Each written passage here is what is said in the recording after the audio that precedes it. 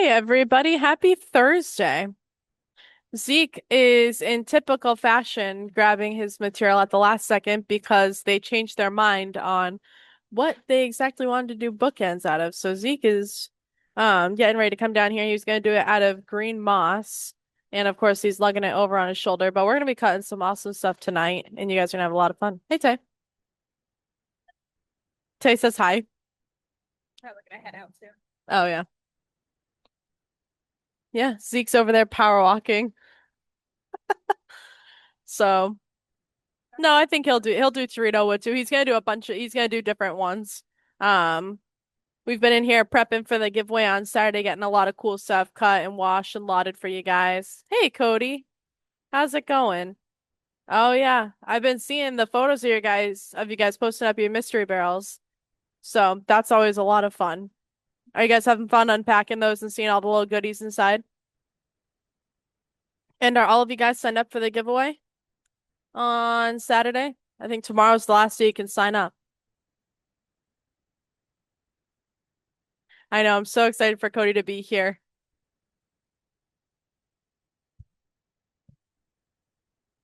It- Is it on? Yeah, you just need to be unmuted on the phone.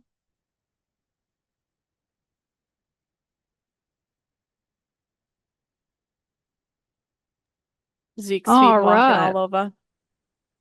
There we go. Can you hear me now? We can. Oh, needs to get a red carpet.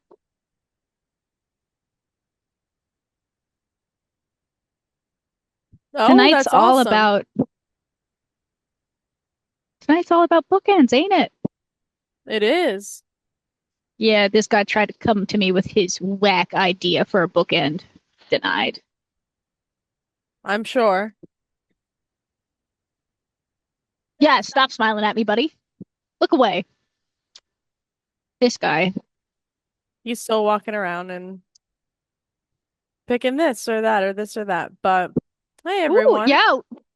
A lot of you are I'm seeing your post about the mystery barrels on online. I'm so excited a lot of you are getting them.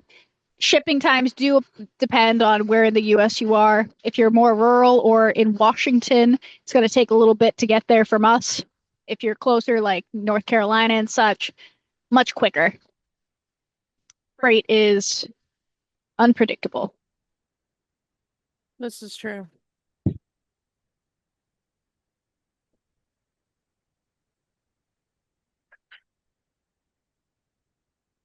Team, you want to check that out for Glenn, please? I had a coffee earlier on my dinner break. I went and saw my little sister at the restaurant real quick, and then I went and got a coffee. I called in a favor from Zeke to bring me one. Yeah, It's been a fun week. We have two new people added to our staff before Cody. We have technically in the next 3 weeks, we're going to have four new people to Highland Park. that's awesome. As Jordan said, the girls are outnumbered now. I didn't We even notice. Me and Mel noticed it, and Chantel were like, "Oh my goodness, there's a lot of men. It's a lot of just or dudes, because they're all just kind of dudes. You know what I mean? They're just there. Hi, everyone. Huh? Hello. Hi. How are you doing? So good. We got some really cool pieces to make bookends out of. That's nice. I'm like, ooh, remind me of the good old days when I used to make bookends as a kid. Oh, thank you. I was just looking at my very first set of bookends the other day. It was a nice little coprolite from Utah that I made as a set of bookends. Because this is something I used to do a lot at the rock shop. And Forte, as she has requested a set of bookends, I went upstairs and picked out a phenomenal piece of the green moss. Um, yeah, yes, Jeff. That you guys are gonna be like, holy crap! And I picked out a nice big piece, so that was some good weight to them to hold up the books. Because you can make bookends of any size, but if they're actually gonna hold up a book, they do have to have a little heft to them. You're not just holding up a book. Lauren's a reader. This is from my actual apartment. Lauren's a reader, and she only likes reading physical books, and she goes through like a book every 4 days. Good We God, have a huge collection. Do you want to help me move? no. Damn it. these these books can go in the. Am I unmuted? Yeah, we can hear you. Oh, okay. Okay, good. Um, that was funny, Ed. Um, all right. Well, shall we get started? We're gonna make a couple sets tonight. Because Can you make me a large set of the green moss ones and then a small set of the purple? the purple one. Chinese Tiffany something? Oh, you just gave me a really good idea to do a set out of that Indonesian red moss. That would be cool too for my desk in the office. So I can have I love I love how this has turned into from a cut and chat to just making Tay various sets of bookends. chop chop. Chop chop. Yes, Jack. All right, well, let's get started. We're gonna start by clamping up our big piece because that's gonna take the longest to cut. And I'm gonna make a few different sizes tonight because it is gonna take some time for these to cut. We won't get all the way through because I realized, you know what we forgot to get? Felt. Felt. You need felt to complete them into a finished. Well, you don't need felt. Felt is really nice to have to get that perfect finish on there. And this big set, we're actually we'll run this one through the reciprocating lap, but I'm gonna show you guys the cuts because you got to think about. Well, the first thing, let's come over here to these and look at picking pieces. This is kind of an odd shaped piece to do for bookends. Traditionally, when you see bookends, they're going to be things like the three traditional ones. I feel like are Brazilian agate, the rainbow wood from Arizona, and I don't and the septarian nodules. Those are like the ones that I feel like everybody has seen a set of bookends out of. Um, and the reason those work so good is like the thunder egg here, they're very symmetrical, so you get a nice outside to it as well. So I do like the aesthetic of that. But there is nothing wrong with taking a chunk like this and making a set of bookends. So this will be Tay's green moss bookends here. This is a honking big piece, so it'll have some really nice weight to it. I do like the more natural aesthetic. Some people will also just cut the back so that they're more like blocky. I'm not a fan of that, but it can be done. This one, I kind of like the shape on the other side here of that for a set of bookends. I prefer natural back and sides, and then cut polished on your all on your face and all your inner faces. Um, but you can also put felt on the inside faces, so you just have the polished face. We will have to do the felting at a later date because I forgot the felt. But we'll get these cut up and then we'll do the felt with you guys some other time. But we're going to cut some various sizes. This first one, we're going to cut, I'm going to make a cut through here. Actually, I'll probably make a cut more through there because it's going to be huge. We got to think about aesthetically how this is going to look when we cut it. So we got to figure out what the top is going to be, which it's a little pointy to make that the top, but we could do that as the top because you do want them to be somewhat symmetrical.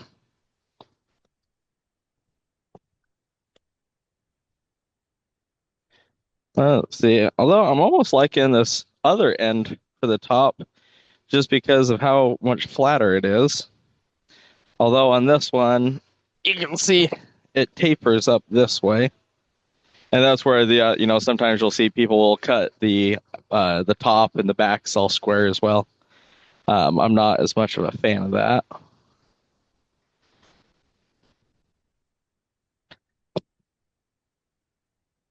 But it can be done that way. Well, if we come and cut down through here, I think we'll be just fine to make this the top of our bookends. Because that's a pretty honking big piece. I don't weigh that one, but it's probably like a 50-pound rock. It is a lot easier to decide when you got a nice rounded piece.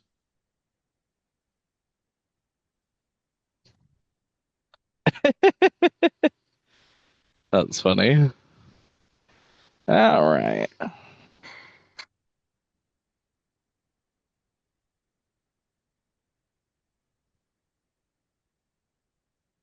Our first cut is not super important, other than to just make sure it's lined up the way we want to do it, because it's not lined up to anything. Our cuts after the first cut become more and more important to make sure are lined up properly.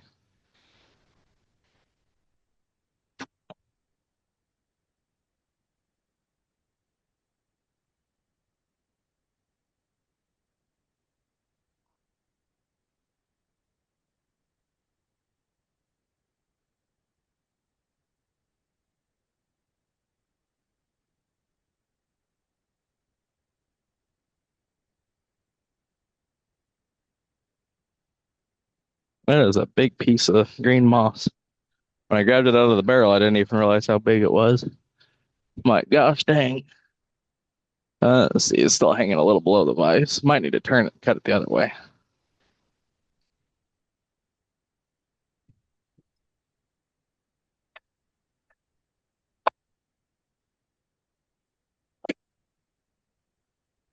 There we go. We'll clamp it that direction. I think it'll clamp a little bit better.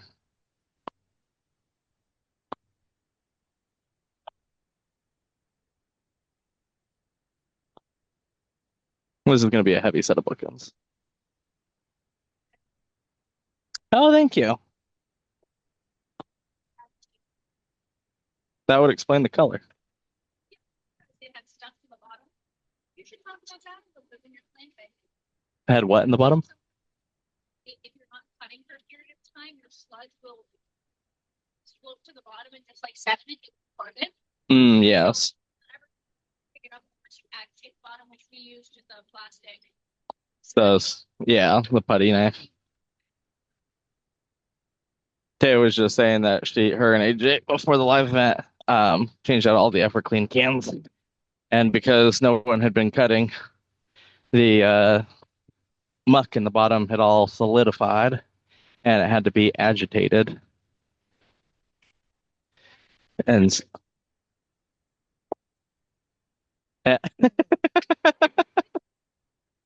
well, you said tell them. Um, and so sometimes, if you've been not cutting for a while, you need to muck or to stir up the muck so that the Everclean pickup can suck it up. Oh, I'm excited about this. I haven't made a set of bookends in years. I was just thinking about this, and I was like, I was a teenager the last time I made a set of bookends, at least. Well, actually, I think I made a set when I was like 18. So yeah, I guess I was a teenager the last time I made a set. I actually have in my stash upstairs a few sets of bookends that need to be finished, which is one of the reasons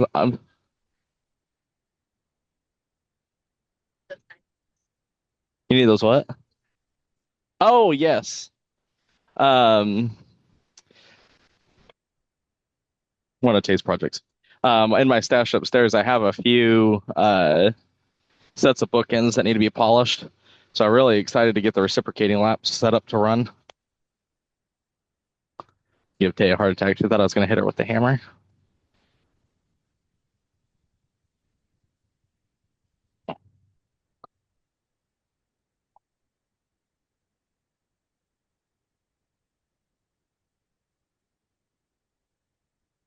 All right. Make sure our proportions look good. I kind of like that cut right there. That actually lined up pretty well. You could actually make a smaller set out of this other side too.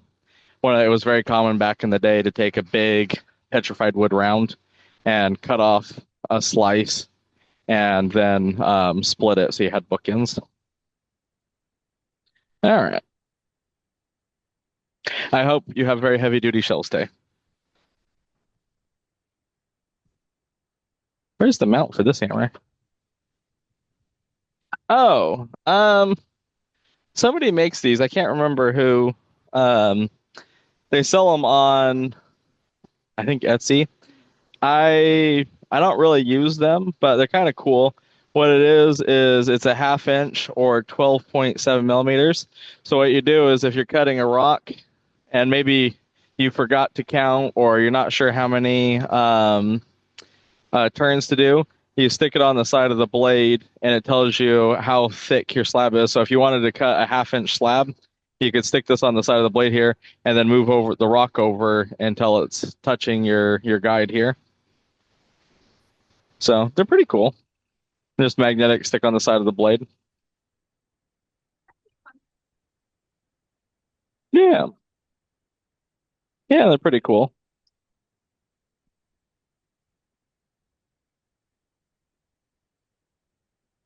The saw that Zeke's on is a 24-inch saw.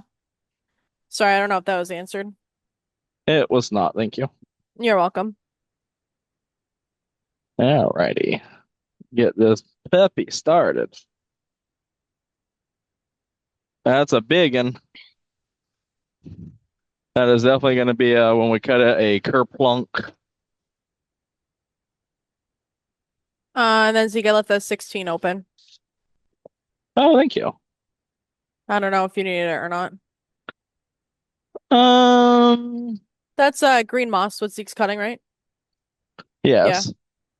Let me go grab one of the Indonesian red moss nodules and I'll throw that in. And that'll be our smaller size. That'd be a good size to stick in the 16.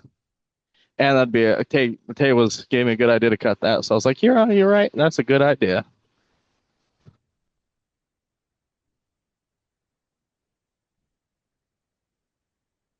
I'm gonna put some rock away so I can wash more. I like very rounded shaped things, like petrified wood and such for doing the bookends. I think it does look very aesthetically pleasing. This would be a good chunk for doing a much smaller size.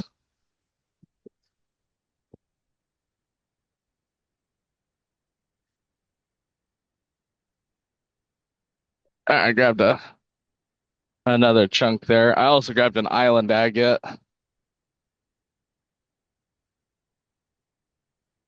Um, that we can do. I think that'll be our top.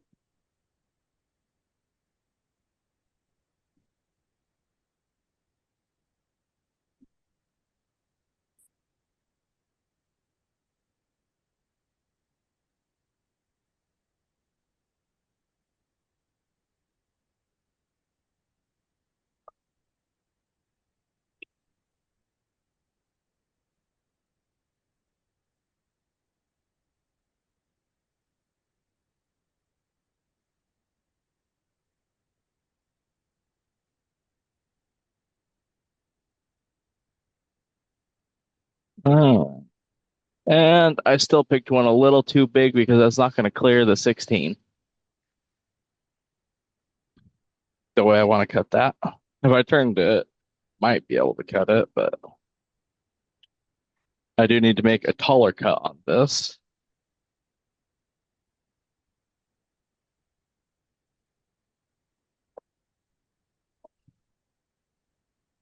Let's see how we can finesse that in there. You know what I'm Bookends real is good. good. What were we gonna say, Jordan? I was just gonna say,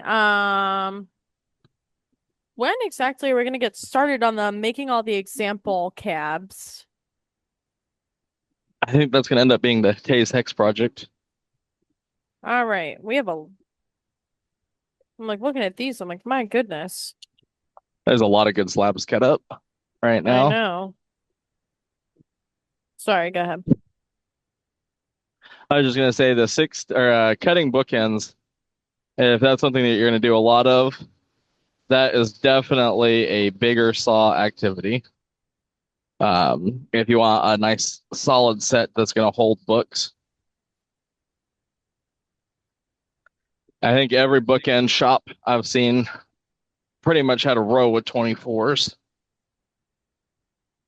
I'm curious, how many people in here have ever made a set of bookends out of stone?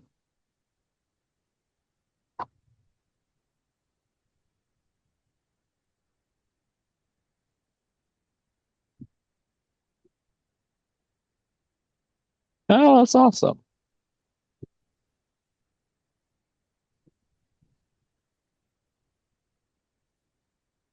This nodule is not clamping the way I want it to. Well, that's a good way to do it. Making the bookends is not hard,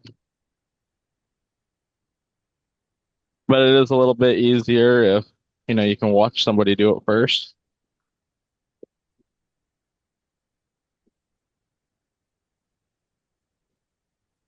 Oh, there we go. I think that's going to be a better place to clamp.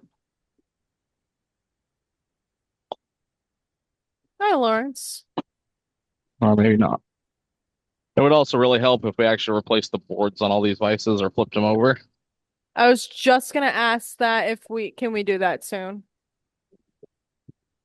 Yeah, that's a good idea. It'll make doing these bookends actually very difficult with how worn this wood is. I know normally I have a hard time clamping stuff in the saw, but it was extra tricky today. I think this one's just going to be a tad too big to get cut the way I want it to cut here. And give it one more shot at going the way I want it to.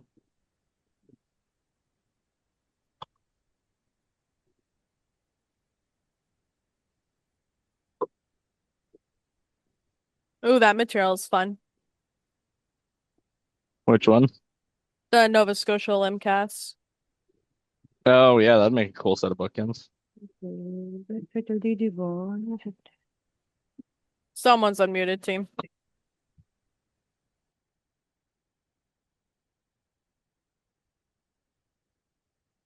I do love when the team's singing to themselves. Ah, every time I get it in a place I like it, it's hanging below the vise. No, that was me earlier.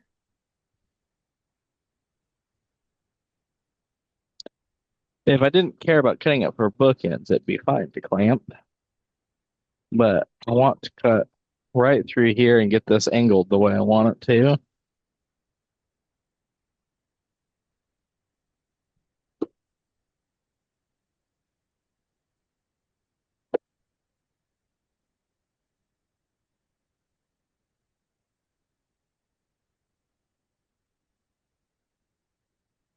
And sometimes that's the fun.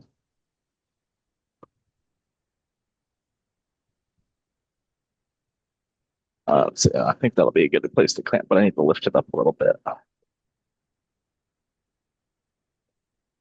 I still really want John to make those dummy trays where it makes it so that you can't hang a rock below the vise Ditto. as an accessory. Oh, I know Jordan would appreciate those. I would have appreciated it today. Every rock. I was like, why am I new at this? Like, why am I acting like I'm new at this? I've done this before. There we go. That's better. And of course, it wouldn't be one of my projects if we weren't overloading the saw. Truth. Because we'll cut through here, and then we'll cut through there, and then butterfly it that way. Or something about in that order. We'll see after the first cut which way I like more.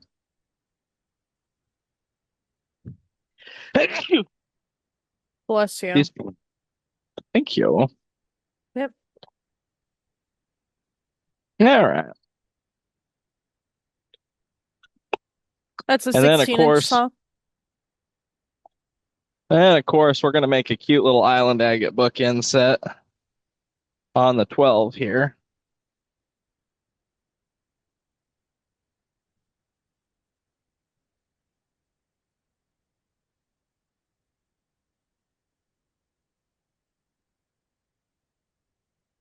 Not yet. Hey, Jordan and I will grab the wheels and we'll figure it out at some point tonight. Tonight. I wouldn't promise that. I already did. Do you have the wheels down here? No, that's why I said one of us will grab the wheels. All right, this one's I like this blue banding with the floater in there. Good sized island agate. So we'll start by making our first cut there. We'll just cut parallel off, take a slab off that face.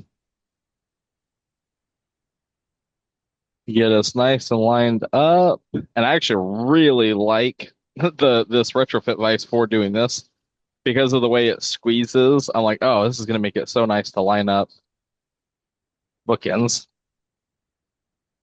Yeah, I know. My list for tonight is getting seemingly larger by the second an idea pops into Zeke's head. If it makes you feel better, that was pre-planned. I just didn't have a chance to grab the wheels yet. Okay. Okay. Okay.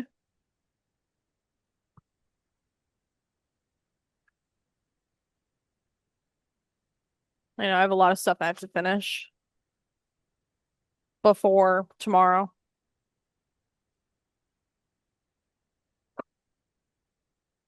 Busy, busy, busy.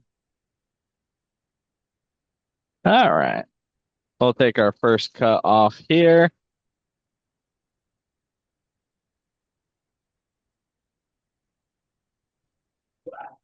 And just for funsies, I was thinking maybe we make a set on the trim saw. That way we Yes, that get is the vice. everybody covered. That is the vice So that let me comes standard with the 12SS.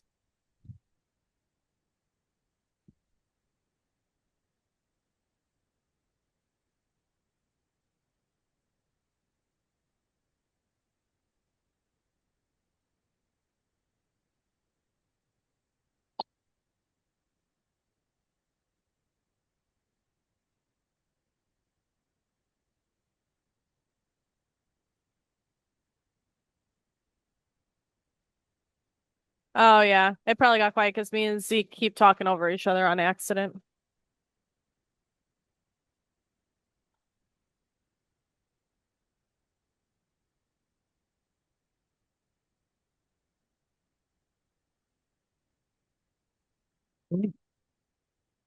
I'm just grabbing a little piece that we can cut on the trim saw to do a cute little bookend set. I think that would be kind of fun. That way you guys get the full size range experience. 24, 16. I guess we should do one on the 36, really even it out. But 24, 16, and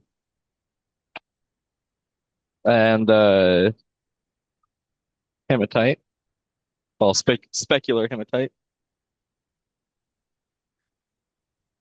Let's see, I could have swore somewhere in here there was a whole bunch of. Oh, that's a really cool piece. That's shiny.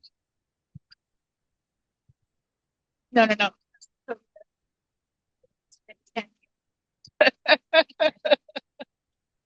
Oh, Oh, no. oh, Tay. Taking it. Everybody on the team has asked me about that today. Ah, stop getting glitter on me. Tay's attacking me with glitter.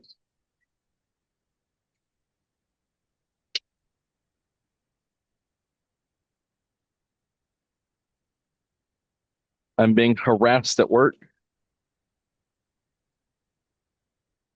I think you're okay. Hey, whose side are you on? Mine. Don't answer that. Mine. That tracks, actually. Duh. Duh. Oh, this will work. All right, where's the camera?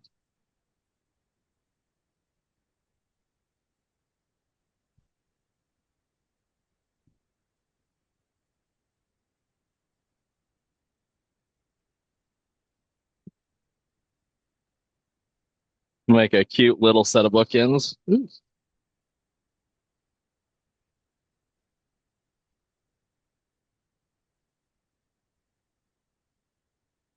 Wow. Somebody cleaned the trim saw today. Who could have done that? What an amazing coworker that Was person this new is. guy? New guy. No, it was old girl. Uh, that was hilarious. Jordan being sassy. And then, Like, please. if even. As if.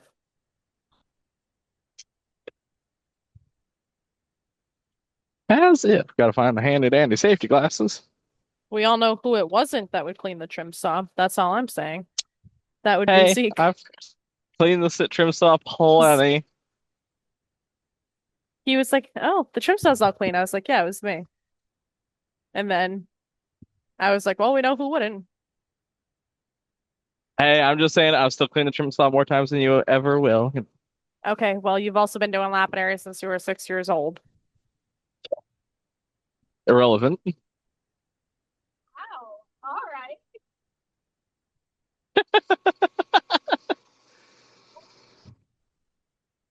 It looks so nice. I wiped it down and everything, and it's all full of water for you.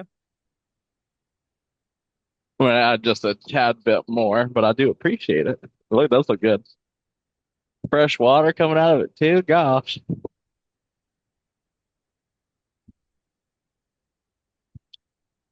Yep.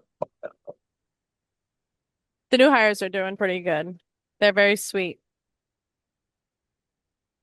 It's funny, they've been watching Rock today, and every one of them have asked me about the same piece of specular hematite. They're like, "This is so cool." Yeah. They I came over, my hands were all gross because I clamped all the saws and moved them over and whatever, and I was washing my hands and they were like, what's on your hands? I was like, oh, like cutting the rocks over there. And they were like, does it take like all day to like just get one cut done? And I was like, oh no, it's not that long. And they were fascinated. I was like, time it and check. And it was only like 15, 20 minutes for one of the cuts to be done.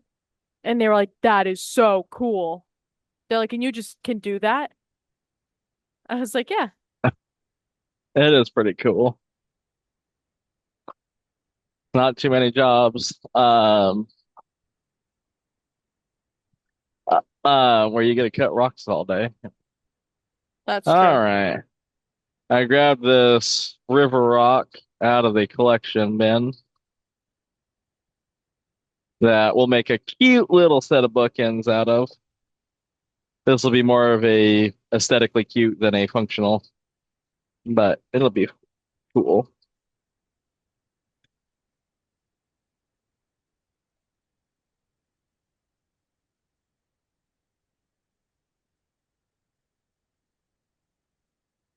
Oh, that's awesome, Cody.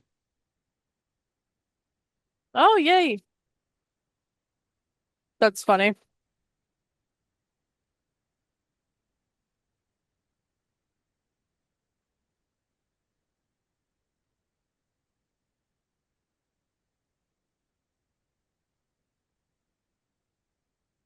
So this cut will be our base. I always start by cutting the base first. And if you do it right, they line up just about perfect with each other.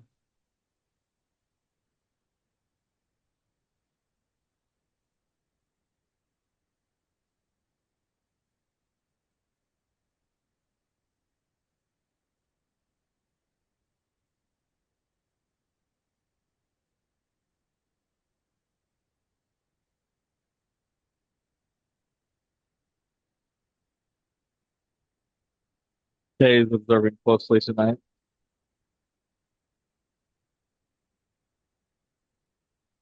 Indubitably. Indubitably. Oh, that's funky.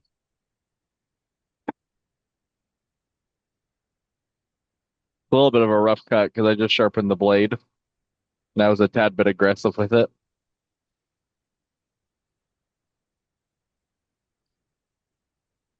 All right.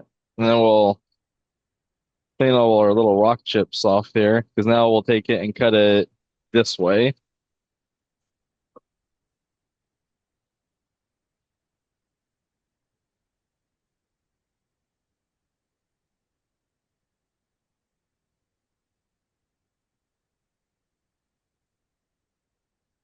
Oh, that's a cool idea.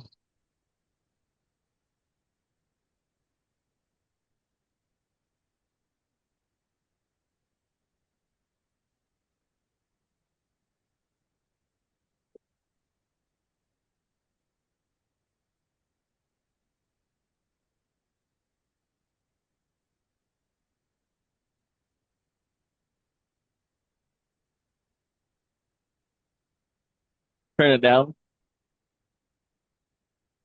Turn the water down. That's too high.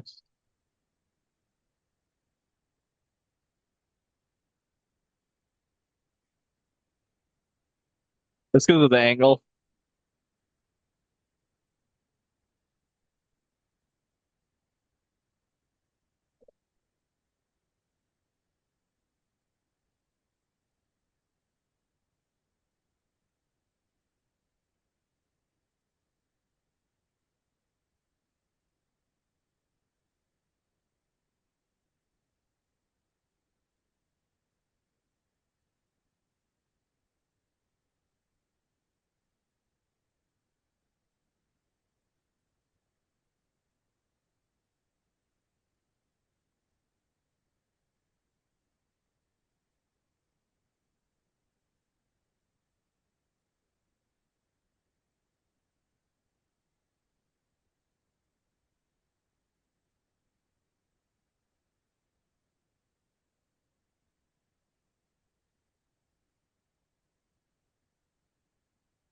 Tonight would also be a good night to go over machine questions if anybody has machine questions. Weren't you gonna finish the cordial? I thought that was scheduled for a different night. I thought that was supposed to be Monday night. Oh, maybe it was. I could be wrong, but All right, you can see we got a nice sharp 90-degree angle, which is exactly what you want. Because if it's not a perfect 90-degree angle, then they won't sit evenly. They'll sit like that or like that instead. So you want to get that as close to perfect 90 as you can. And now we'll butterfly it so our pattern matches. So we'll take it and let me move the camera over so I can look here. You want to get it about as centered as possible.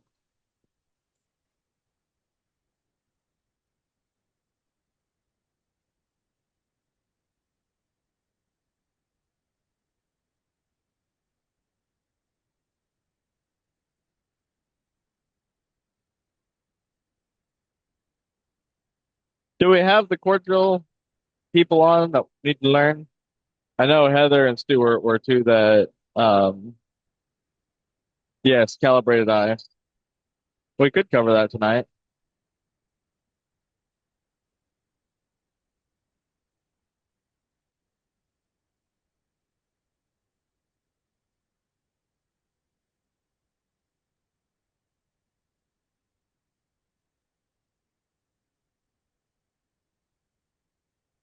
Oh, I know why I thought it was another night.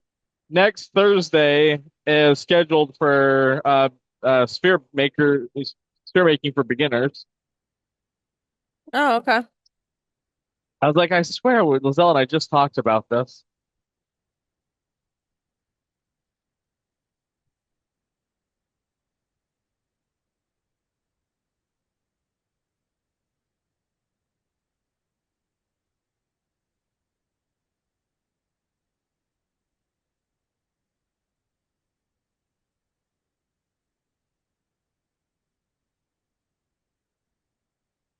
But I wouldn't be opposed to doing film cert cutting. Yeah, you said it was just gonna be a quick wrap up because you went through the technical part of it, backstory stuff, and then you said it was just a quick operational of the initial core and then the cross drilling. Yeah, the cross drilling is probably the next most complicated thing that we got to cover. But we could do some of that tonight too. Because then that would finish up the notes, then I could send it out.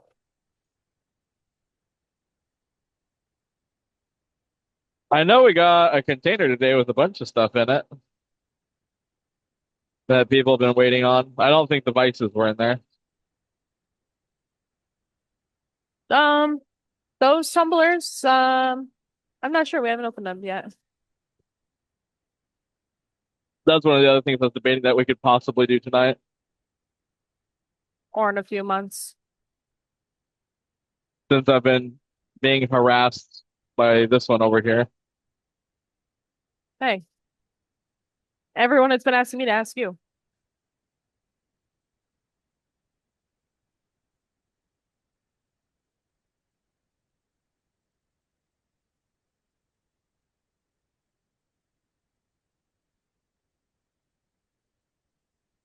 I'm gonna sound like my mom, but if you just did it the first time, then I wouldn't have to ask so many times after that.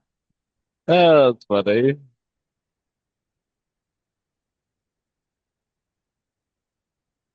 I'm gonna do that Mexican materials list and pop on the other computer, Zeke. So if you need something, just let me know.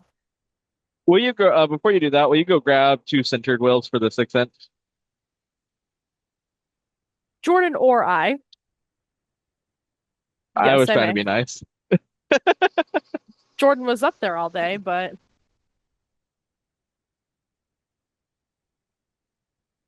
what grits centered wheels?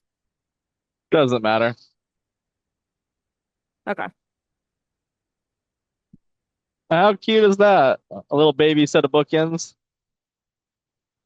And you can see why butterflying the face is so important there, because then you get this really cool effect. If you don't butterfly it, you just end up with, like a cut face on the rock. But especially on something like this, you can see how much butterflying it made it so much better. Isn't that a cute little set?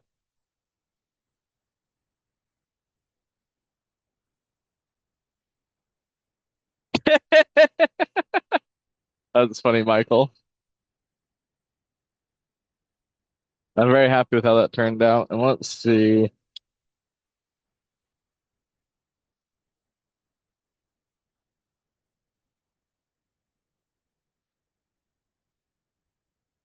Lined up pretty good too. They'll sit nicely. You guys want to high bid this adorable little set of bookends? Someone will have fun polishing that and doing something cute and mini with it. You know, what else to be cute for is doing a little holding like your passport or something like that.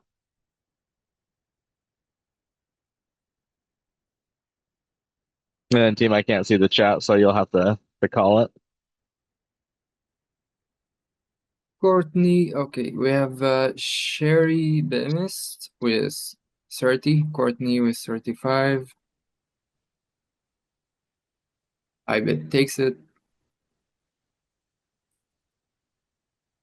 And this one you could finish up on a cab machine. Sherry with 40. I do have a couple. I saw some comments about hitting your hand on the HT14. I have some suggestions. If you guys need help with that. Courtney Shuraka with 45. And I'm I getting bet ready to takes sell it. it. And Zeke is ready to sell it. That's exactly what I was just gonna show Jimmy. Actually, I got a couple ways to do it, but that's a good one too. If you got bigger hands, sell this one. Sold to Courtney with 45.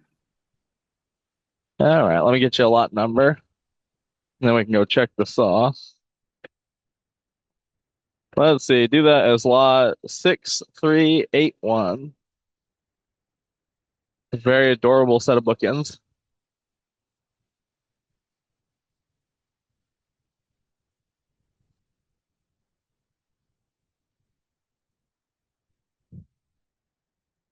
Oh, that was so close to being done. All right, let me go grab a wrench, and then we'll go look at the HT saws.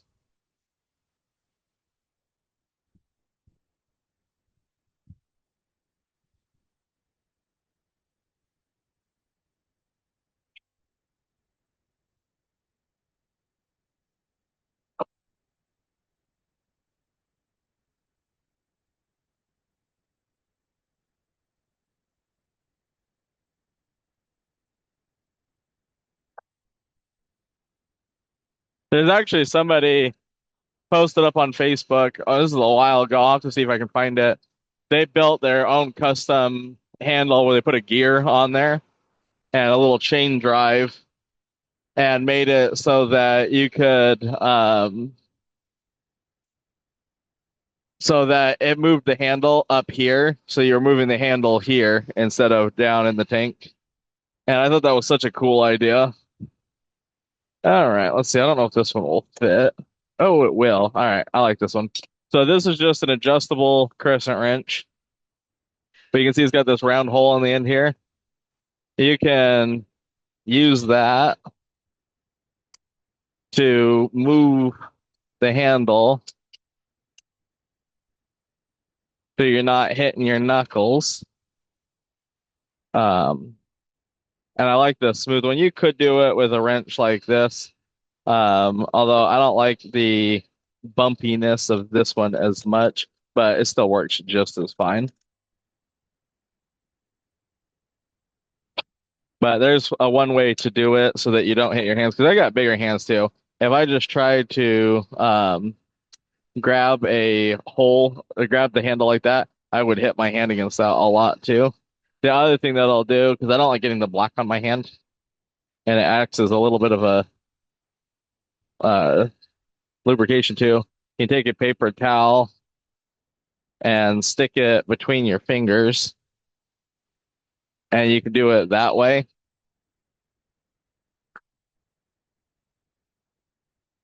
So you're just doing this motion. Live long and prosper. So you don't hit your hand too. But I'll have to see if I can find that because it is a cool adaptation. Yeah, this was an HD12 right here. Actually, this will work on the 12 or the 14. But there's some ways that you guys can do it without hitting your knuckles.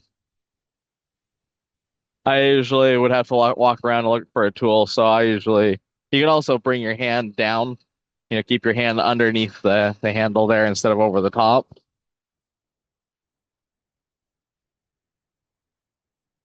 Just the way you're like this one, I'm kind of moving through my hand so I don't hit it. I'm kind of changing, so turning it here and then letting turn, turn, turn. That makes sense. But there's a couple different ways. Jordan probably doesn't know what that means.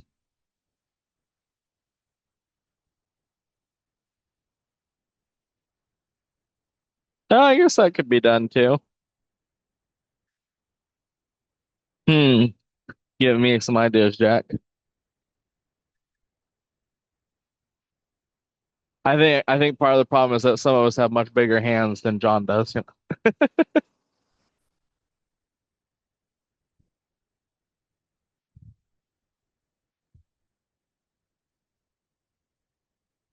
Oh, well, it looks like the chain was set too short.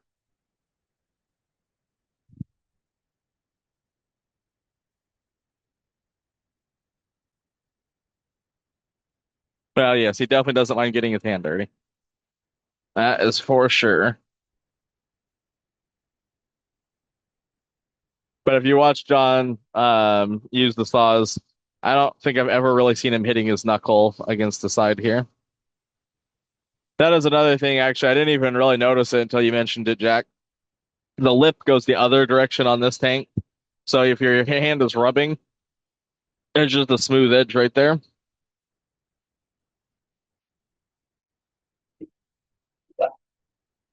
All right, I'll let that cut finish up. It's pretty close.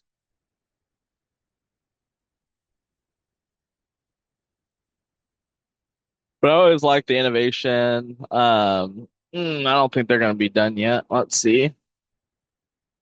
Keep pulling the gosh darn top of this off.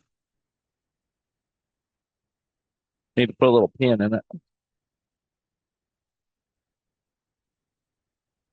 Yeah, this one still feels like it's cutting.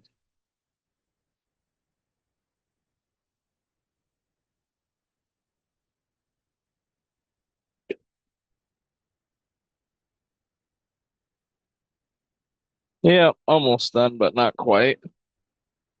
And I know the 24 is not done. That was a big piece we put in there. We could throw some stuff in the other saws though. Oh, you know what? I just realized I never showed you guys these pieces of stromatolite we cut the other night. Someone was like, "Don't forget the saws," and I was like, "Did we put anything in the saws?" We did. I just forgot what it was.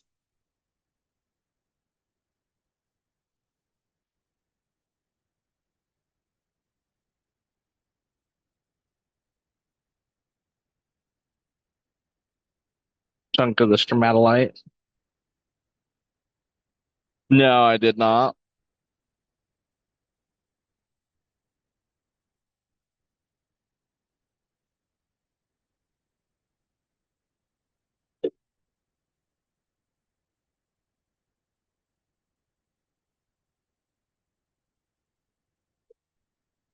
Oh, that's great red in that one.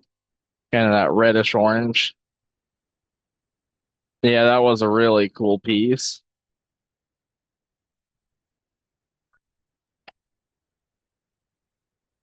Yeah. Sounds like that island agate dropped too.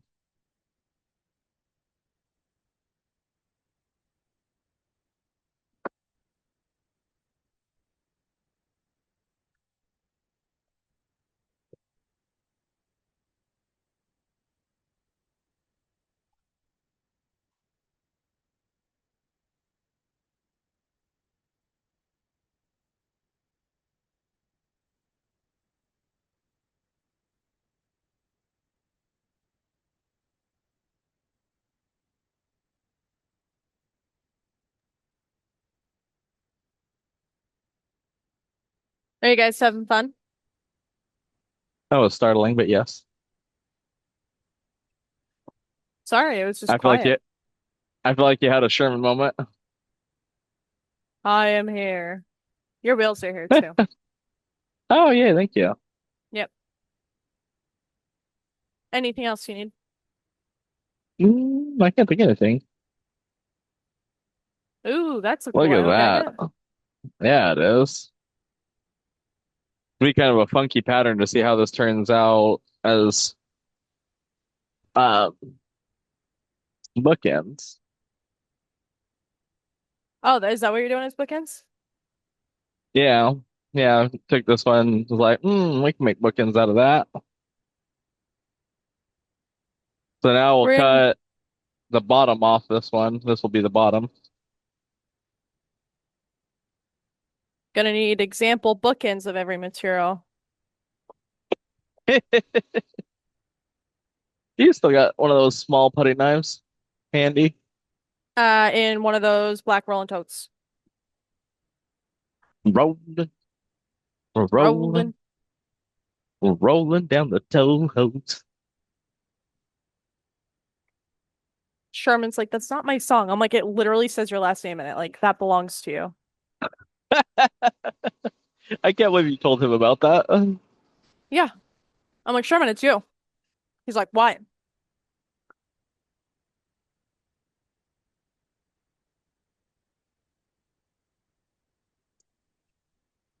You want a nice flat surface, so taking the putty knife and scraping all these rock chips off. Let me go. Oh, I got one right here. I was like, let me grab a paper towel.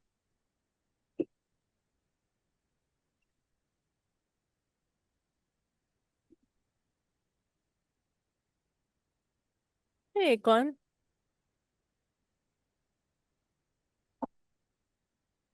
All right. We'll cut it off down here.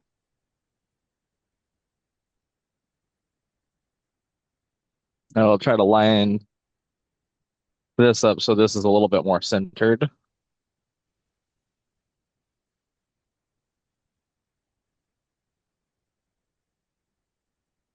That point up there.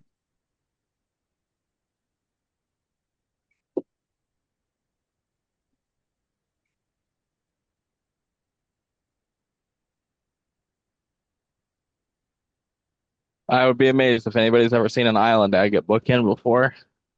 Hmm.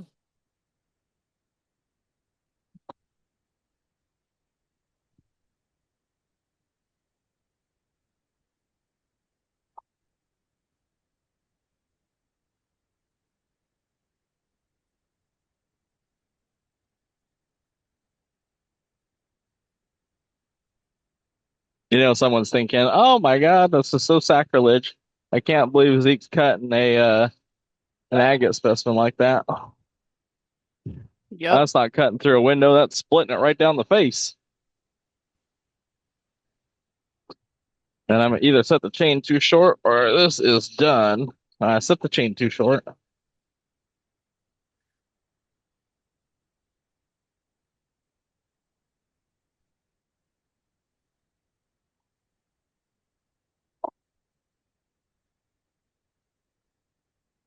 Are you guys starting to unpack your mystery barrels if you've received them already?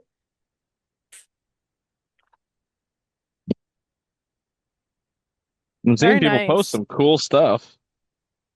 I know.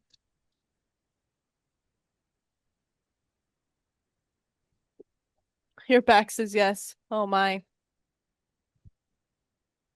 Oh my.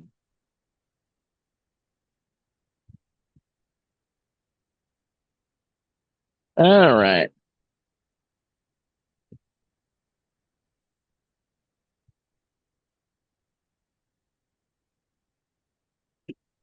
Well, since we were talking about it, and if nobody else has any pressing machine questions, we could plaster up a piece of the Neil I set aside to make a sphere out of.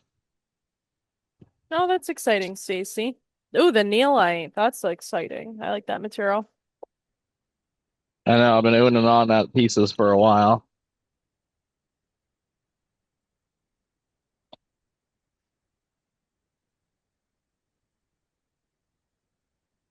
Although that might have been that rock just dropping.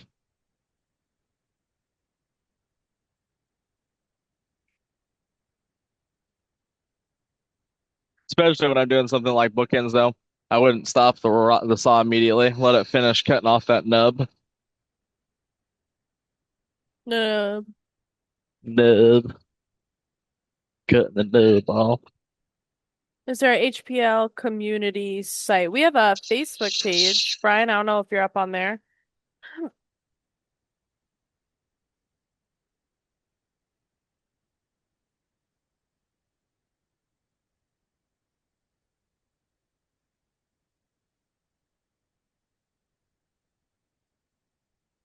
All right. Welcome to the very messy workbench over here, where we'll start by getting the oil off. When I say plaster, what we're talking about is plastering like this. Um, uh, so that we can drill this.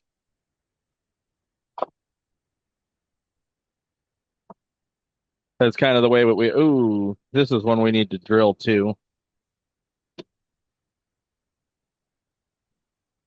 Let me clean the oil off.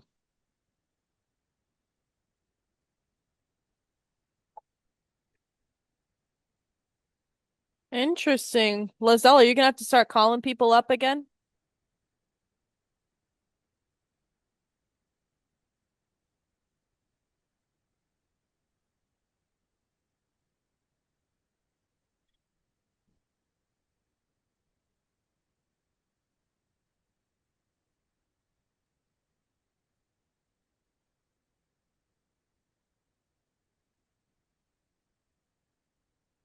Why are we calling people up again? Only 10 people have posted up their mystery barrels. I know I sent out a couple more than 10. That was funny. Yeah, just a few.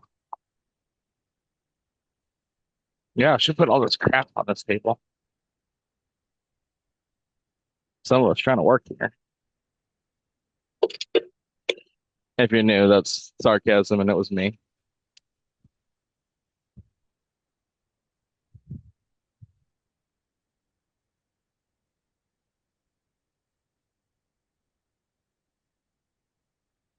How many barrels were there? Zeke, a lot. I want to say 83 in total.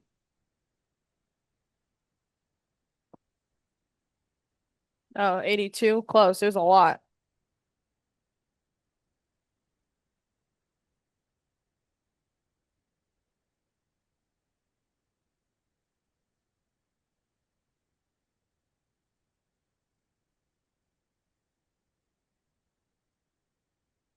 Hey, I know there was a few machines that came in today that people had been waiting on. Do you want to see if we have any of those left, Jordan? What new machine? I did not see any part of the container today. Oh, you want to Like, check inventory on some of the machines that are have not been in stock? See if we have any in stock yet. I don't know if they're all pre-sold us, but I don't want to get anybody excited. I don't know what machines you're talking about, Zeke. Just any of them that people regularly ask for. Um,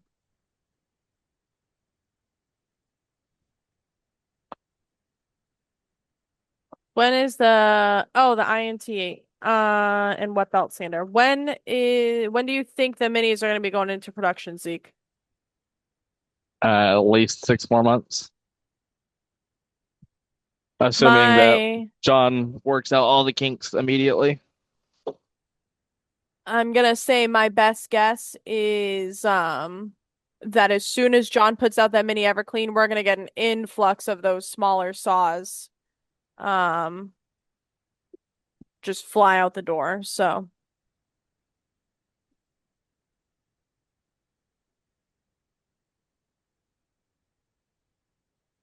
That'll be our piece of neolite that we drill.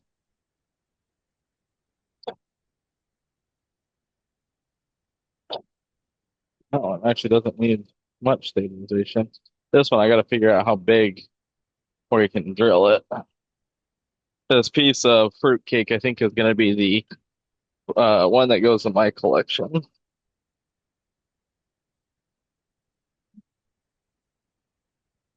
hey Anita. Yeah. One thing that we'll do when we plaster them, because it's harder to see the actual thickness of the rock, is you mark on there with what size bit you're going to drill them with, so that when you go to drill them, you're not like, oh man, which size was this again? Because, half an inch off can be a big difference. This is So a for the 3 inch bit. so for the question of how much it costs to ship a barrel full of rock, it depends one, how much it weighs and where it's going. So, and the carrier that we use the company called Priority One, and they filter out the best rates for us. And they get the best rates. So we have like a freight representative that we use. Um, Normally we use SC's, ABF, XPO, and occasionally T-Force for freight shipments. I normally get the best rates through SC's and ABF. Hey, Jeffrey.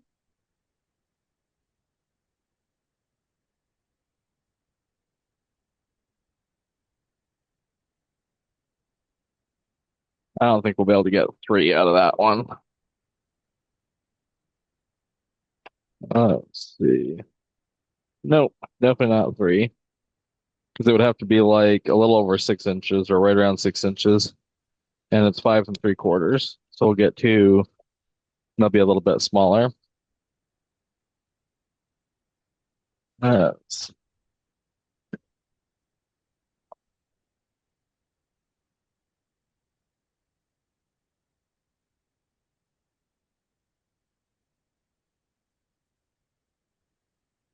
this one we'll want to drill right down through the top there. Give us the best pattern. One of the other handy little devices that I'm sure is extreme overkill as a sphere cutter, but I do use it periodically, especially when I'm doing something very expensive. And one of you machinists can tell me what this is called, because I have no idea. This little tool right here, and I'll take and just calipers. Doesn't have a fancy name for this particular type.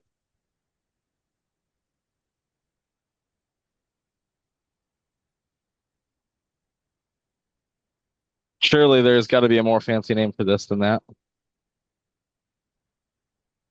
All right, but you can see they actually open pretty wide.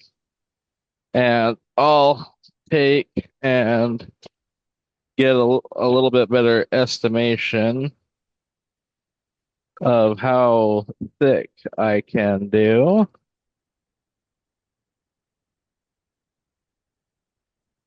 Oh,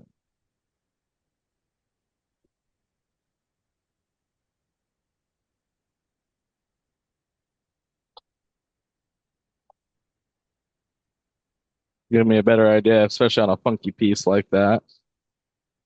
Oh, gosh dang, we're right at a 3.5 inch bit right there.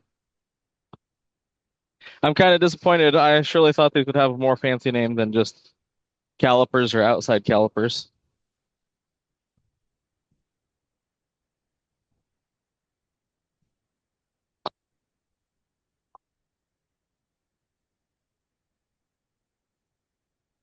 There we go. That's our 3.5 inch bit. And if you paint, yes, yes, I do. And you want to pay attention to see how it dips off right there. So we want our bit to be lined up with that right there and come through. So we actually might be better off plastering to get that face right there because that'll give us a lot more accurate for drilling right there because then I can skate the bit down this face.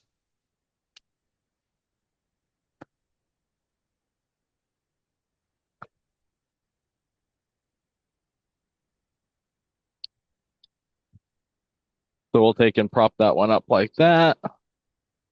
And then because we got room right here, I feel like we need one more piece. Let me see if I got anything else handy that'll make a spectacular little ball.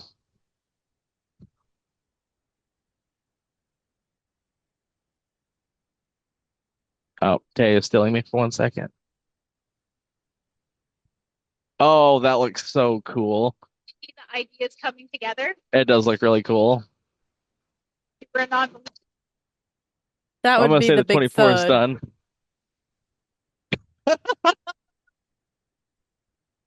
You should have seen. Ooh, that was not good because that stopped the blade. Well, Yikes. that was not a good sound. Sounded like a gun went off in here for the 24, cutting that That piece was of green loud. moss. Yeah, it was. It jammed up the blade pretty good. That's a phenomenal piece of moss, though. That's going to be a good weekend.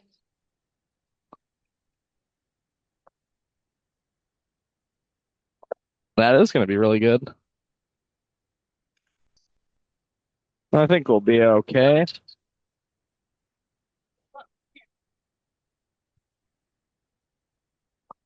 That's possible. Yes, it did.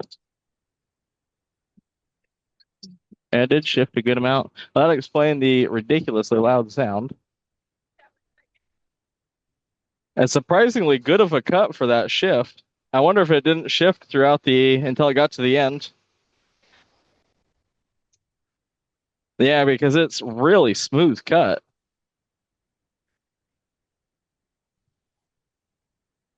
And it wasn't loud either until it got to the end there. Scoozy. Scoozy, scoozy, scoozy. Did you bend the blade?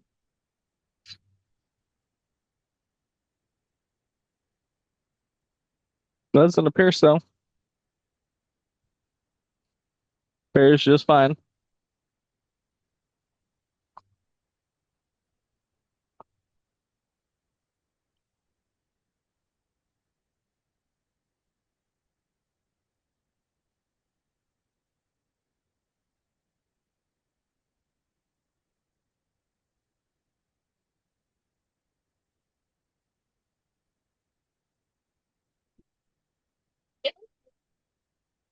Yeah, it looks just fine.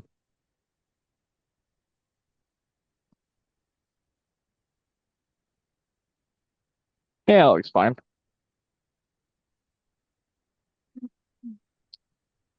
I'm not worried about it. Yeah, put a nice gouge in the side of the blade there. Where that's why it stopped the saw is because it caught the side of the blade right here and dug into the side of the blade. It's okay. It was cut fine. It's gonna sell. Yeah, it'll be fine.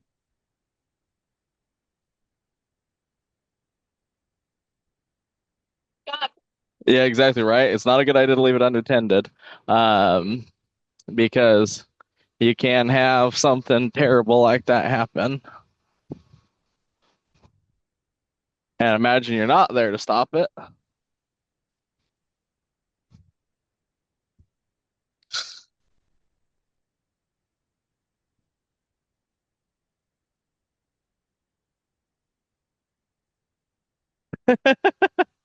Let me just hold down the safety switch, give it a go.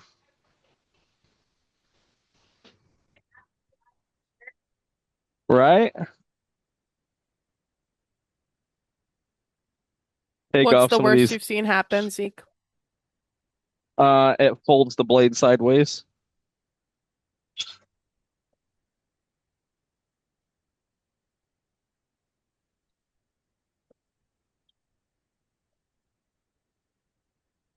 I'm just lightly taking off the metal gouge burrs. First we've seen happen. I've seen the blade look like a Z shape in it, where it's completely folded over or got a big kink in it. Get there. I've also no, it wasn't a bigger saw needed. It was when the rock broke off, so we cut such a big chunk off that it just clang smacked it real good.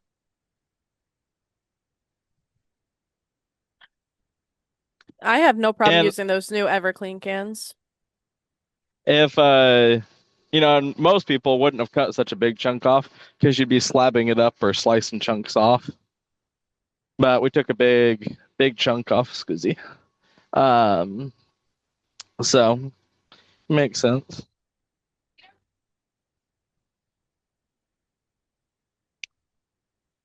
Yeah.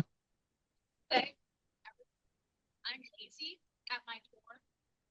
At this point, I just put on a rubber glove and just scoop it out with my hand, and I'm set to go in 5 minutes. Oh, there you go. Tay said she's lazy, and so she doesn't even use a scoop. She just puts on a rubber glove and will scoop it out. 5 minutes. Fast. My cutting's not down. That is a beautiful piece of the green moss. Especially get this red, nice open moss pattern in there. I like this. I know this is making me debate how I'm going to cut this to get all that pattern in there. Well, yeah, but I don't want to do that cut next. I mean, I can. There's nothing wrong with doing that cut. It was just not ideal because it's nice when it's butterflied. If I do this cut next, then when I go to split it, they're not going to be matching halves. They're just going to have a continuation of what the stone was. If you cut this way and then cut this way, then you open it up, but then we leave this chunk where it's fractured right there on, which I would rather not do. So that's why we were like, hemming and hawing at it. I do wish we were able to cut that nub off right there.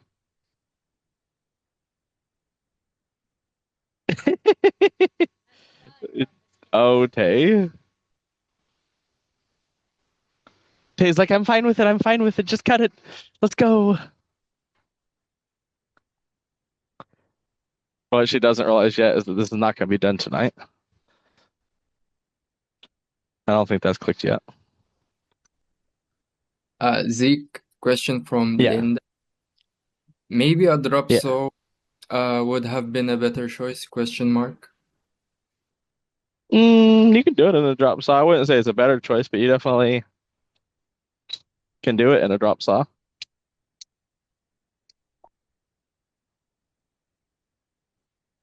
This is why I don't let customers watch.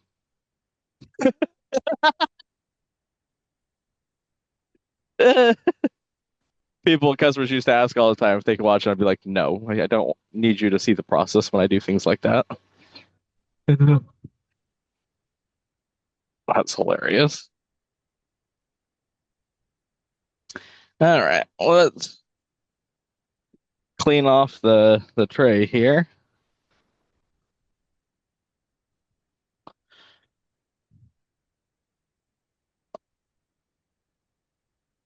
And Tay's just begging to get a sliver doing that.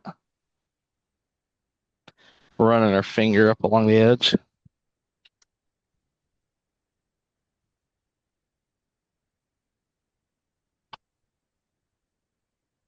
I learned to stop doing that because I took a piece of Bruno Jasper that had a broken lip on it and wiped it like that with my thumb and sliced the whole end of my thumb open. And it gives me the chills. That was such a painful moment. Cut my finger open on wiping it off a rock. So I'm a lot more careful about how I do that now. What? Yes. When I was like 10.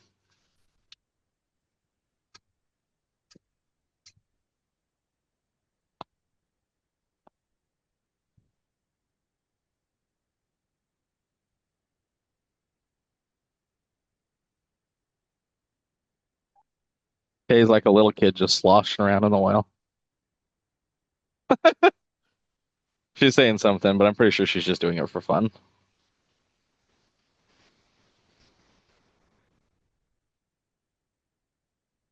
Oh, all right. So we want to cut from about that point to right there because that's where the fracture is. So you could take and mark the rock right there, although we just happen to have this perfect split and coloration right there to go off of, and this point right here to go off of.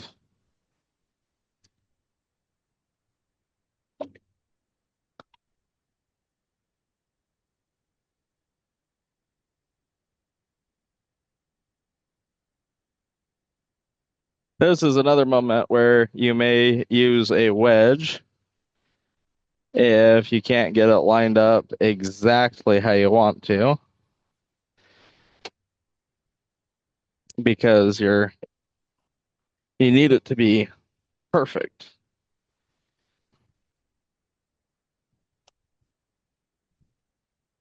One of the ways that I can check to see if it's perfect is because we know that it's flat.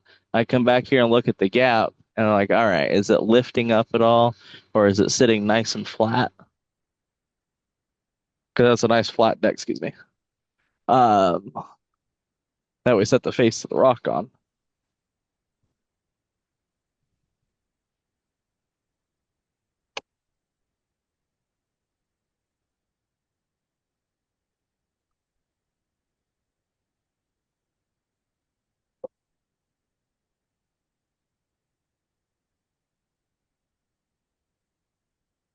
All right, have a good night.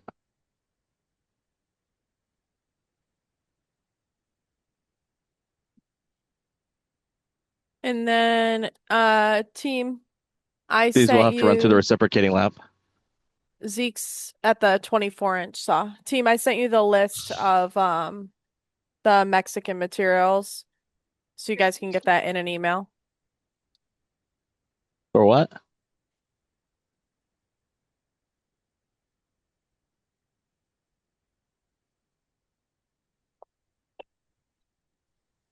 Zeke's, yeah, he's at the 24-inch saw. Thank you, All Jordan. right. You're welcome, guys.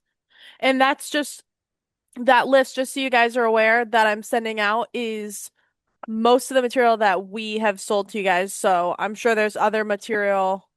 There's so much other material out there, but that is just the one that I have on the list in front of me that we have sold or we have in stock. So, um, they're gonna send you a list for your guys' reference. If you have material and you're not sure if it's Mexican, just send it to, you can post it up in the Facebook group or send an email to Zeke.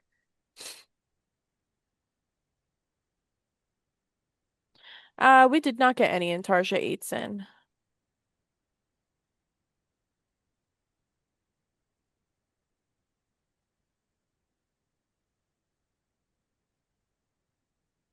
Do we have a piece of carnelian jasper that could be cut for a 50 millimeter cab? Maybe some of the Sumatra. Will that rock hit the guard before it's done cutting? Theoretically, it should push this down and just clear, assuming that we got this perfectly flat. But we'll listen for it. Thank you, Marvin. I did see that today. It reminded me that tomorrow night we're featuring Mexican materials for you guys. Oh yeah, Yeah. that's a good reminder, and not just for you guys. Yeah.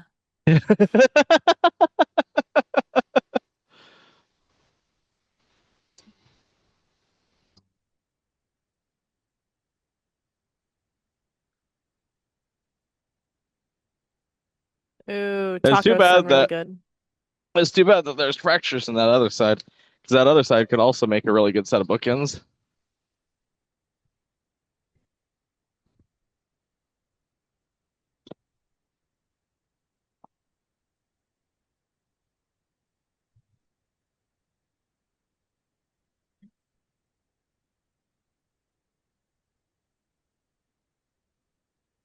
Oh, and of course we cut this just a little too big.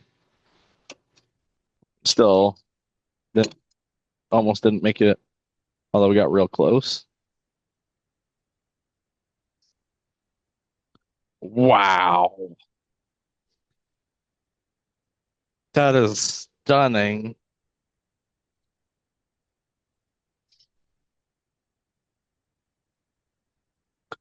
Holy crap. That's a beautiful piece of the Indonesian red moss.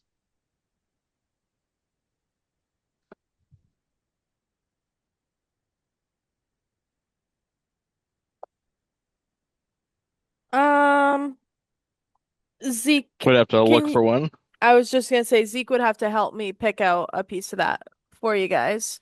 Um, Sumatra with the carnelian colors.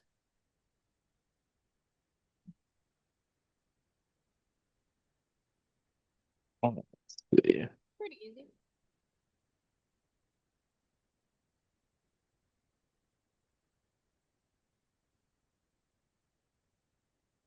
What do I do with that little spatula?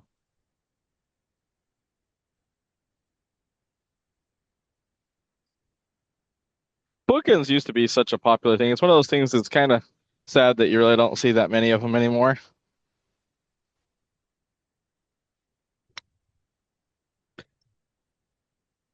When I was a kid, there was lots of places that would sell or make stone bookends, including us. And, as a kid, I would charge for like a set of bookends for like this size and up. I would charge $250 a set to make for the cutting. And that was a very popular thing to do.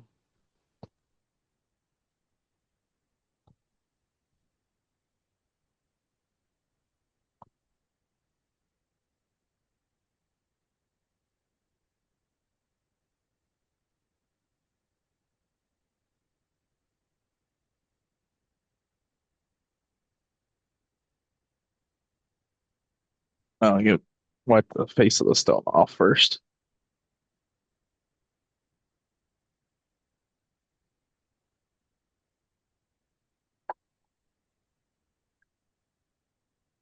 Oh yeah, that'll sit good.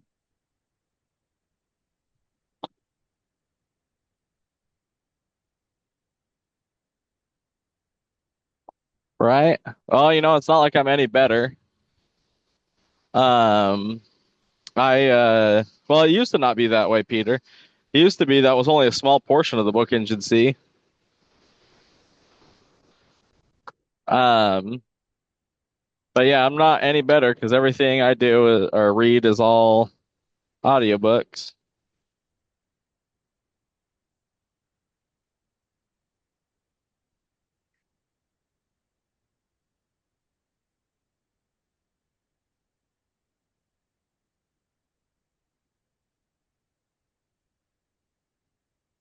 Let's see. This one's fighting me a tad bit more. Clam. Um, it's wanting to lift that edge up just a little bit.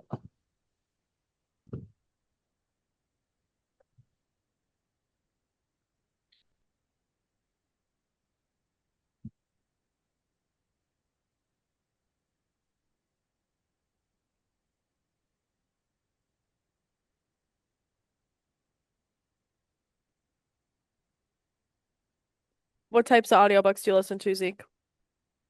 Mostly self-improvement books. John Maxwell is my absolute favorite to listen to.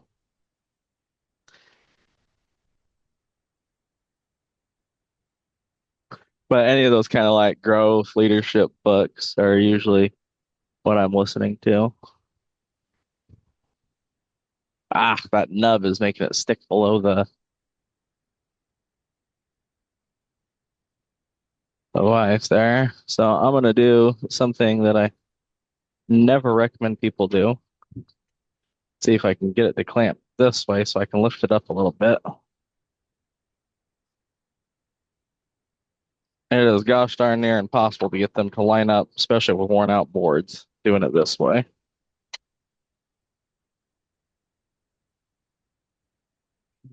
Maybe we're not. That's the downside to picking rounded materials,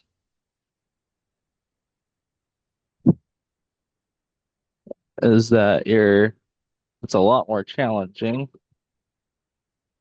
to clamp them perfectly in the vise.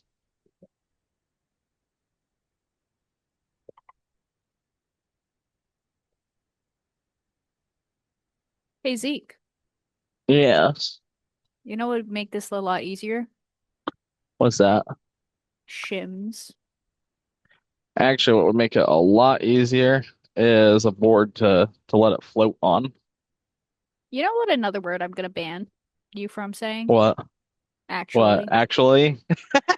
Yeah. His current band phrase is "to be fair, not allowed." Well, to be Oh, fair, I'm just saying isn't also top one band. well, Mm-hmm. I wouldn't just have to say, Why don't you go get a shim there, pal? oh, I don't need one now. So I'm just gonna let it float above there. This guy. I really don't like using shims. There's nothing Oh, I wrong with using know. shims. I just don't like using I shims. watch you beat on a saw so hard until the how many hammers have we replaced? Well, if we're going Three? off of, I'm generally not the reason the hammers have to be replaced. When I had my shop, I'm just saying I only ever used one for many, many, many years. Was it a nub? No, it was perfectly fine. Uh-huh. Why don't you hold one of ours up to the camera? I also never bent one of the T handles when I had my shop. Ugh. It's the breaker bars or that get people, the cheater bars. That tends to what really get people with the T handles. We're using the eyeball calibration there. Oh, I guess Oh. you guys should be able to see what I'm doing a little bit better.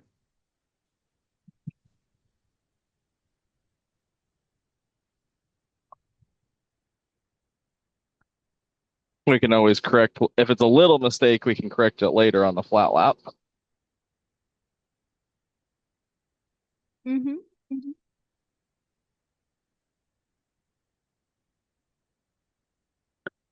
All right, there we go.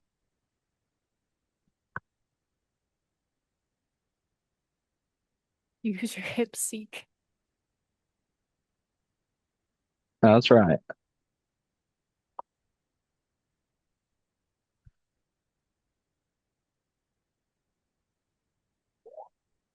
All right, and then we can line our island agate up.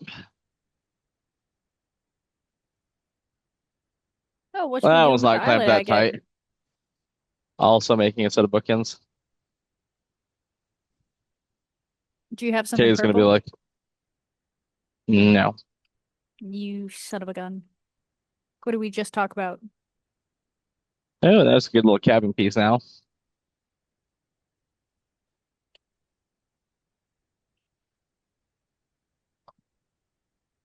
Ooh, you know, it'd be a cool bookend, but I wouldn't make it a bookend because of the nature of a bookend. Obsidian. Yeah, I've made obsidian bookends before. Yeah, I wouldn't have them because I have a cat that likes getting onto shelves and that ain't surviving.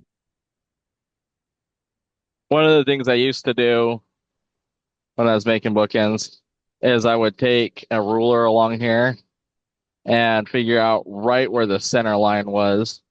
Or sometimes you adjust the center line depending on your pattern. Like, well, maybe my pattern would be a little bit more centered coming right through that floater. And so you move it over just a hair. Although, as you guys know, I'm not opposed to just eyeballing a little bit. People like various sized bookends. I've done them all the way up from sets that were 100 pounds to, well, we made some a little bit smaller than this earlier. Really depends on the size of books you're trying to keep up. Some people use like lighter things like CDs and stuff or like paperbacks. You don't need heavy bookends for that. Or other people, you got the whole Encyclopedia Britannica up there. It also is going to be dependent on your shelves. Those anchors only have so much weight capacity. Huh? A big book, Jeff. Let's see. I think I want that to stick out a little bit more. Sherman has bookends from like 70 years ago. Can you guess what they chose to make the bookends out of? Zeke? Brazilian agate I or would say petrified yes, wood. but no, petrified wood. Hey, you Brazilians did. are like were huge. Or is it the Nicaraguan or starts with an N? Very common agate that they pull to get dyed, like pressure dyed. I think most Nicaragua? people just call them No. Brazilians, but yeah, No, something yeah, like but they're that. but not yeah, they're not Brazilians though, because Brazilians are actually kind of hard to get.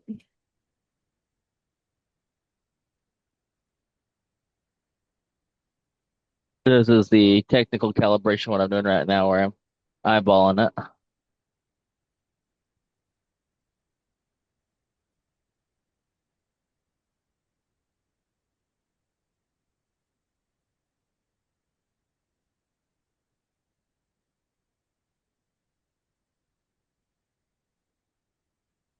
Sherman has an encyclopedia library. Sherman can't read.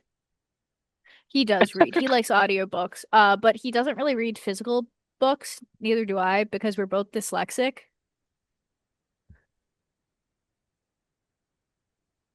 So we tend to get burned out pretty quick. All right, it'll be a cute little bookend set. Look at that. We already made one adorable little set. We're on our last cut of another, and we have two on their second cut. Twins, Ed. I was gonna say me and Zeke have the joke when it ever comes to reading something, never go to us. He's homeschooled, I'm dyslexic. We're both down for the count. Ain't that right, Zeke? It is the brutal reality. But then again, you know who has us running for our money? Chantel. As in bad or good. Oh, I'll have like Jordan fill you in on that one. What am I filling in on? Uh, Bad at pronouncing and reading things, but Chantel's giving us a heck of a run for our money. Yeah, all three of them are questionable. I don't know what Chantel's got going on sometimes. We were talking about it in the meeting the other day. Yep.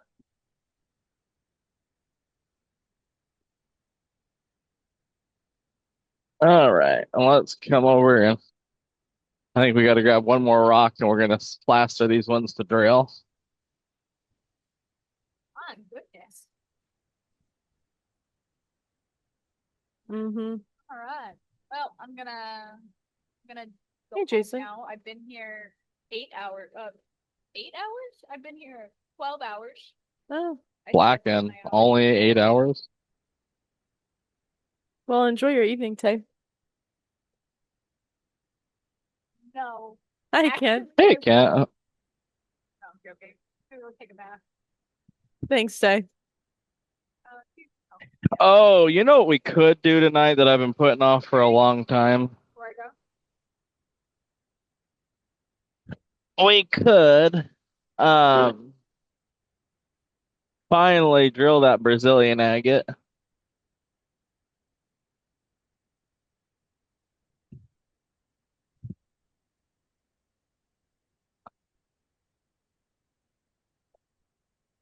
See, this is one I've been putting off for a while too.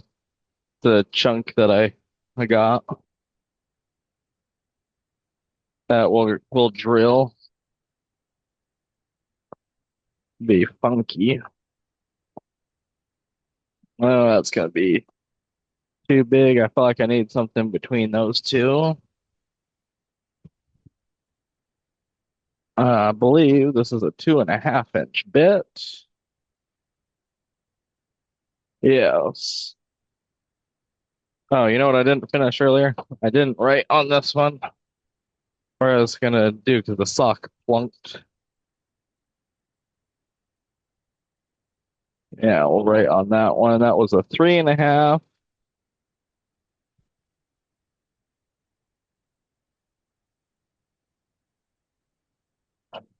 And it doesn't have to be pretty, it just has to be somewhat legible. That's also sometimes when you guys buy drops, you'll see a little piece in there that has a number written on it like that. Although a lot in John's shop, they were done in millimeters. So we'll set that aside. And then this is a 2.5 inch bit, I believe. Yep, 2.5. Confirmed before I line it up there. And we could almost get two really nice spheres out of this. What is that you're drilling, Zeke? It's Motrolite. It's a type of, some people call it chrysoprase, but this is from Australia. Or not Australia, Africa.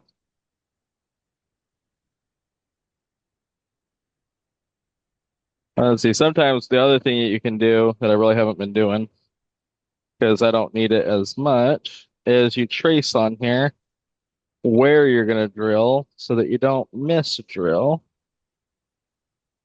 because we got quite the taper going on the side there.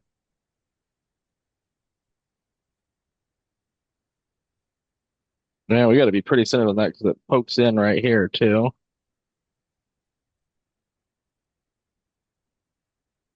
Hey, Zeke. Yeah. Do you know where the chart is that John had made for the size bit corresponding to the speed? Is that on the website?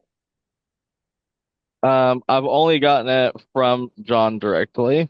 Okay. So I should shoot him a message. Yeah. Okay. It's like the secret formula that's just passed around the spear cutters. I don't know if it's actually posted anywhere. We should post it up. All right, and this is also the point in time where I'm like, where's my freaking bucket of giblets? Because we need those giblets to prop a rock up. And I'm pretty sure somebody threw out my bucket.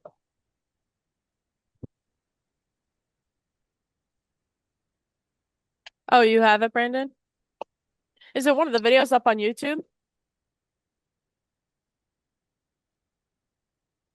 Okay, hold on, let me look. So what I'll do is, so here's a piece of plaster off of another rock we drilled. We just take and break this up. And oh, I can get some of these giblets.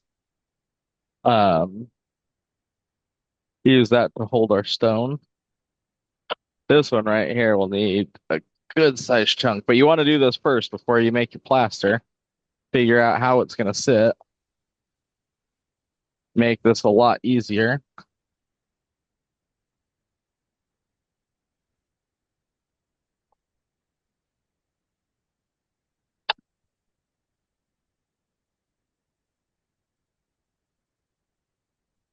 There we go.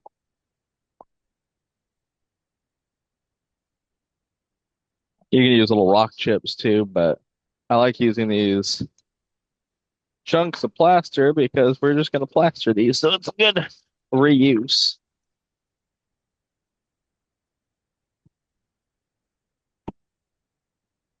You can actually see right here, there's a rock in that piece of plaster that we were using to hold another sphere piece up.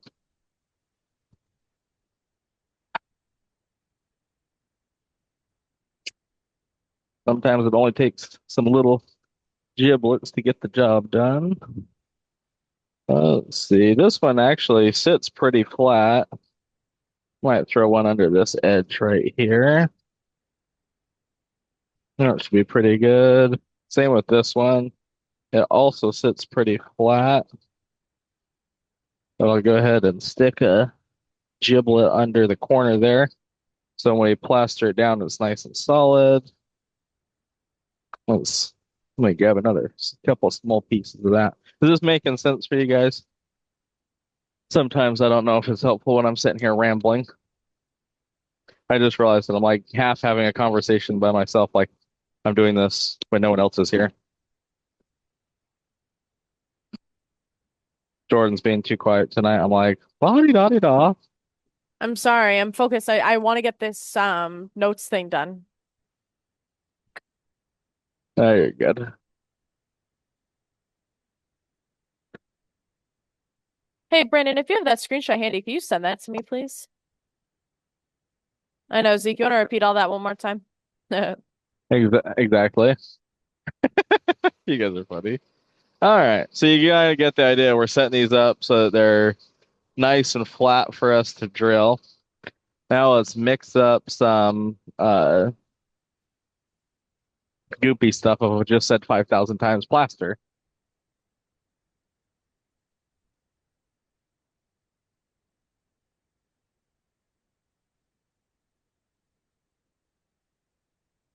Oh, that's cool.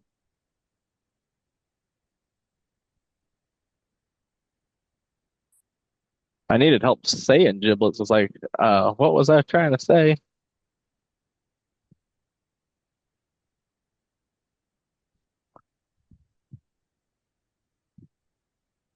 I'm just grabbing some powder and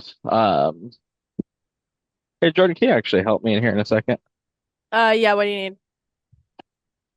You to run with me with the camera because my hands are Uh, gonna we be can covered. we can walk fast. I don't do the whole No. like run thing, you know. You don't want like um Iron Chef, racing around getting stuff done. No, thank you. I do that all day for a living.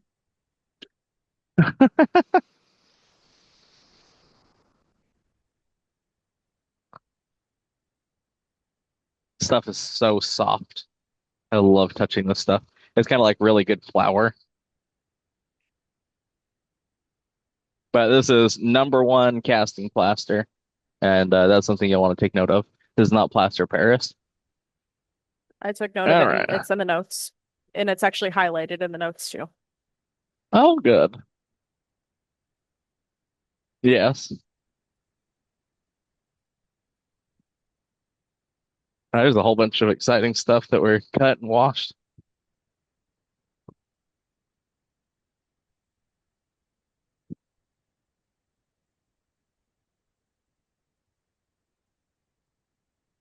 You just want to add a little water at a time. Usually we use a 5-gallon bucket for this.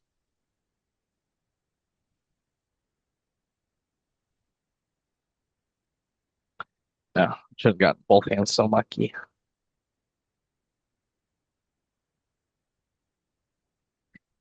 But you want this to be the consistency of yogurt or like a Frosty from Wendy's is a really good descriptor.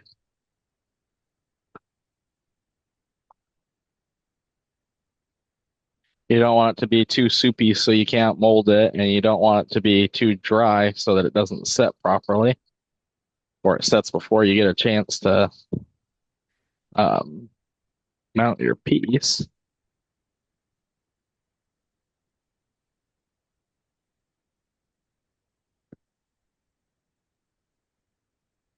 You guys didn't know this is going to be a pottery class tonight. I want to do pottery.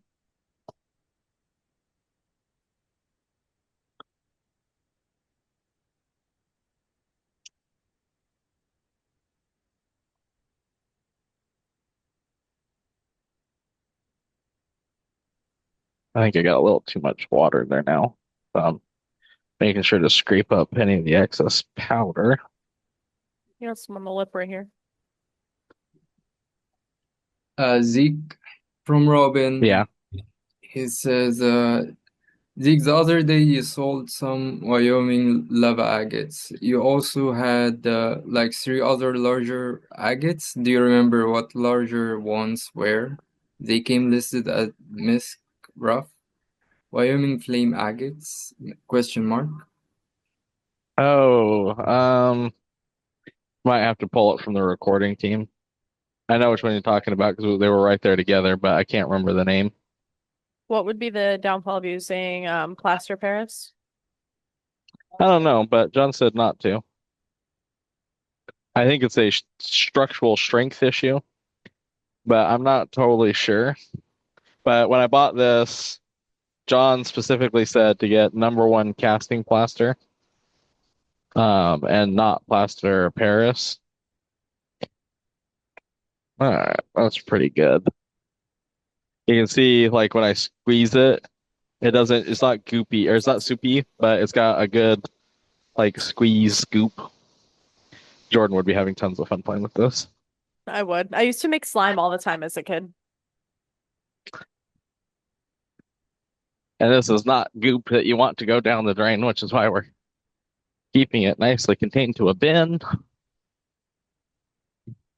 Let's see. This is our biggest one. I don't know that I made enough.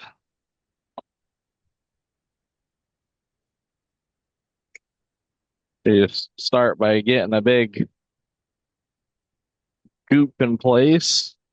John does this on the floor because he'll do like 50 of them at a time. I'm like, I don't want to do it on the floor. I want to be able to stand here and do it. And if you notice, I'm smearing the plaster up the sides so it gets a nice hold. Get a good base to it there. Add Jeff a little said, bit more. no gloves, Zeke. You could wear gloves. I don't mind the feeling of the plaster. I don't think there's anything harmful in this. I could be wrong, but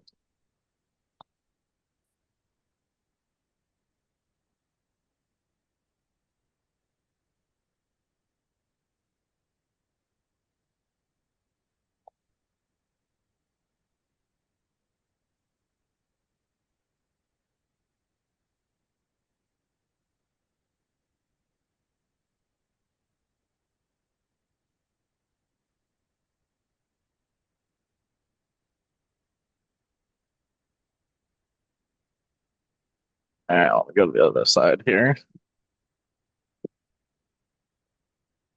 Hi, everybody. Oh my goodness, that'd be my worst nightmare.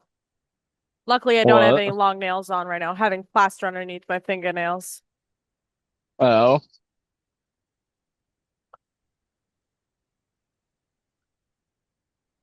I pretty much don't have any fingernails. I have a little bit.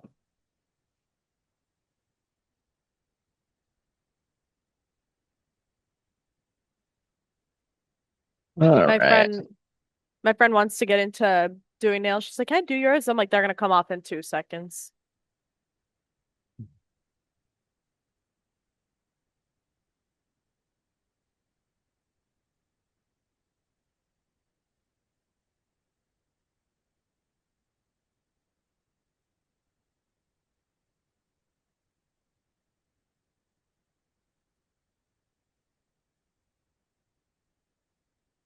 That's awesome, Jeffrey. I was so excited to call him. Ooh, got a little on the floor. Do you need me to wipe it up?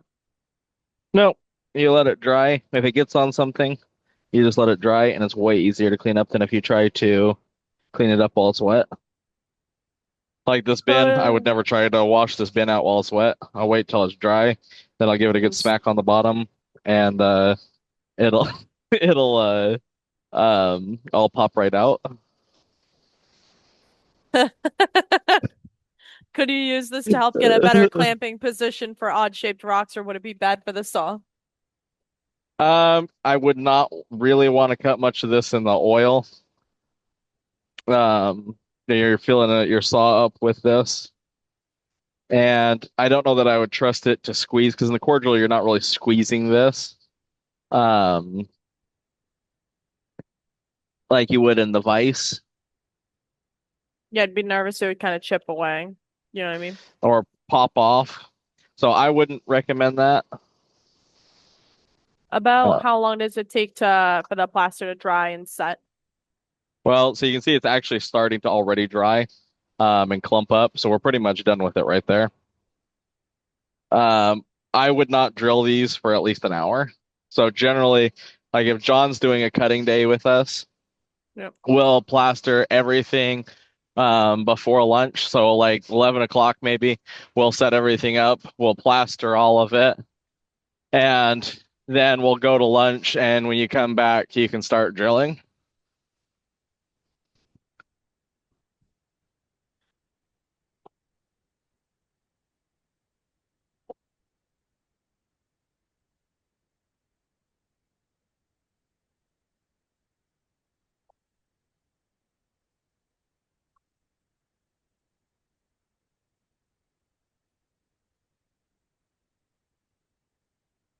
Oh, that does feel good to get the drying plaster off. I don't mind it when it's like a smoothie, but when it starts to get clumpy, then I'm like, okay, now I'm ready for it to be off my hands. Yeah. Zeke, I'm gonna step up 1 second. I'll be right back. Okay. Oh, you're gonna go plunk a core. That's fun. Who's gonna go plunk a core? Huh? Who's plunking a core? Michael Bruce. Oh, how exciting.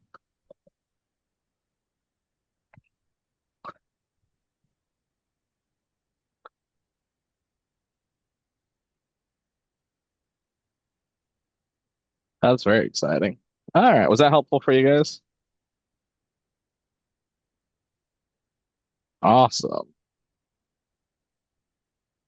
That's what I like to hear. Let's see, that 12's probably done by now.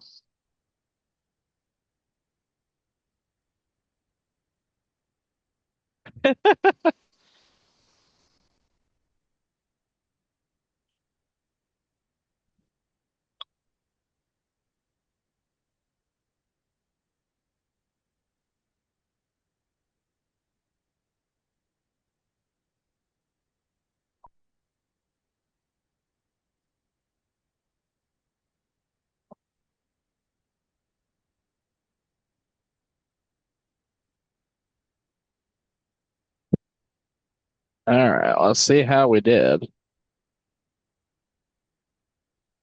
Aw, boo. Broke on us.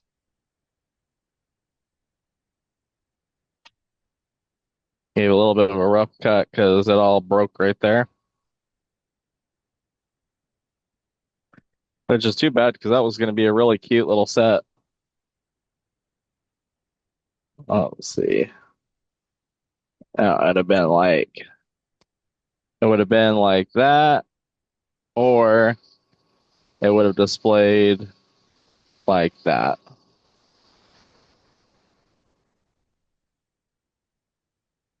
That one's a little sad though because of the way it broke. I think this one I actually like this way better. Um, for the set. Well, it's still some decent cabbing material or tumble. Wah, wah, wah, wah. Sometimes you just have the disappointment of something breaking. That's part of cutting rocks. All right. Let me wash my hands.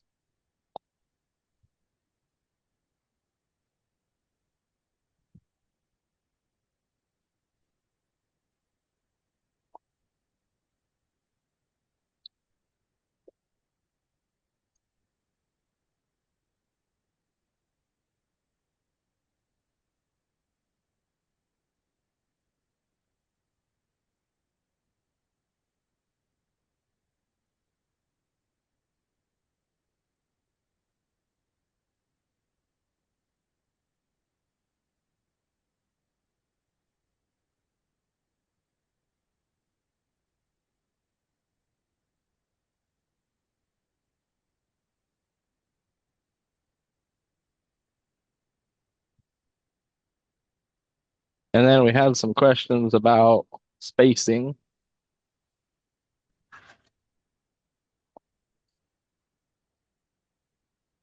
So we'll go over that quickly. And this would be really good stuff to note down. I don't know where Jordan went, but she wandered off. So one of you'll have to take notes.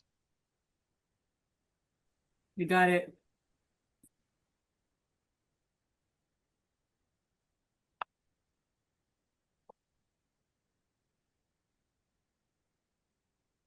And Zeke, there's a question from Mike. Have you done chord bookends?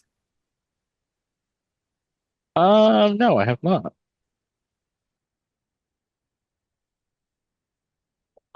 I have to take the top off to get that plate off. Good grief. On there, snug.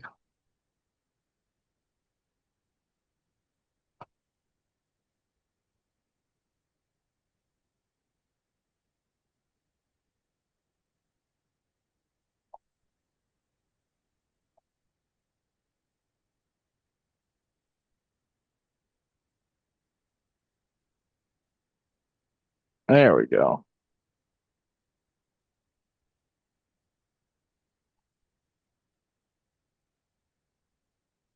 Undid the other side.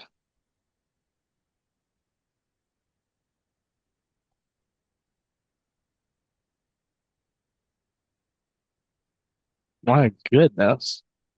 Whoever installed these was determined to not have them come off. I think tape put that set on. She was trying to make sure that I needed the wrenches to get them off. She disappeared. Who, Ty? I was talking about you actually. Yeah. I don't really wander much though, Zeke. I didn't say you did. Yeah, you did. I heard it. I'm always listening. Sure. You didn't hear it. All you heard me say is she disappeared. Team, we're gonna pull the transcript for that. I'm right here.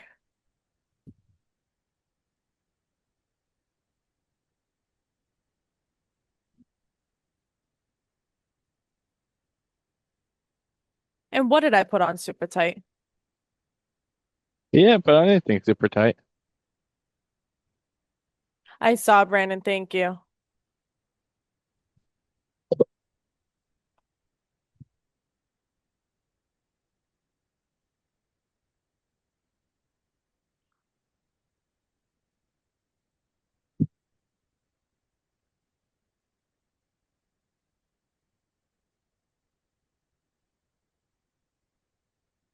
There we go.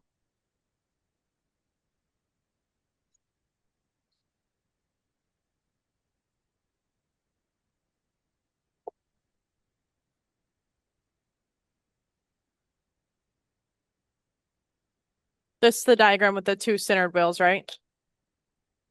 Yeah, we'll just do the. Oh wow, that's a really thin shim right there. Um, we'll just do the two centered to start with the resin wheel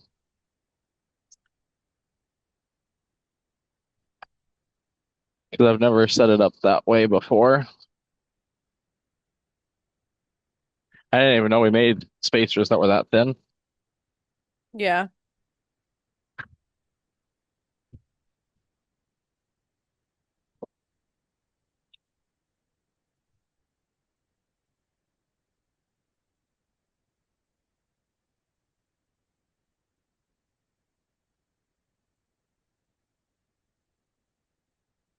Unfortunately, just how it happens that I got a whole bunch of spacers here for us to test.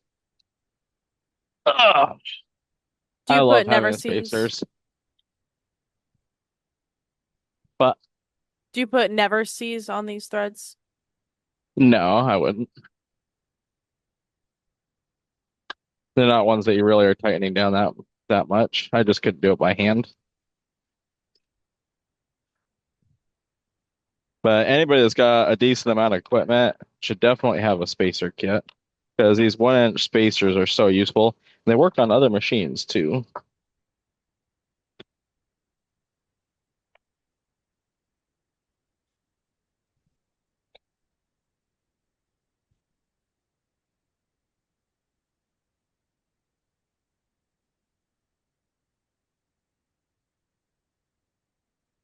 Ooh, these centered wheels are so beautiful.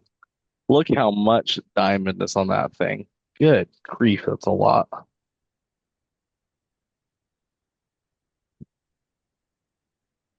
They're so pretty. Like, and that aluminum hub, they are beautiful. I love these wheels. See, if Sherman was here, I'd be driving him crazy because I'd go, wee, wee, wee, wee, wee, wee.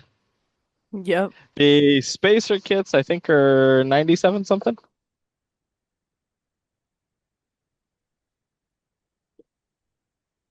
Team, y'all got the cost of the 6-inch centered wheel?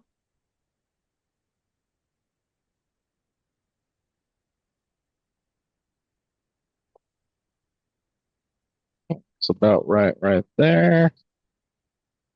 We can actually put them on. I just didn't want to take it on and off a bunch of times. Let me open up the other one. What's the Zeke, grade? What? I heard both you what's talk at the the same time, but I didn't hear what either of you said. what's the grit on those ones? I don't know. I grabbed two of the same ones. Yeah, you got 280 grit. Um, and then Zeke, have you ever burned through a centered wheel? Nope.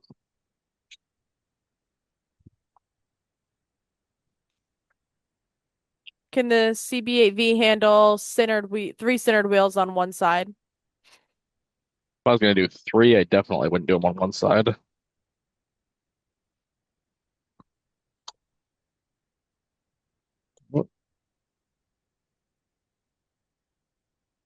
See, those two should be good spacing.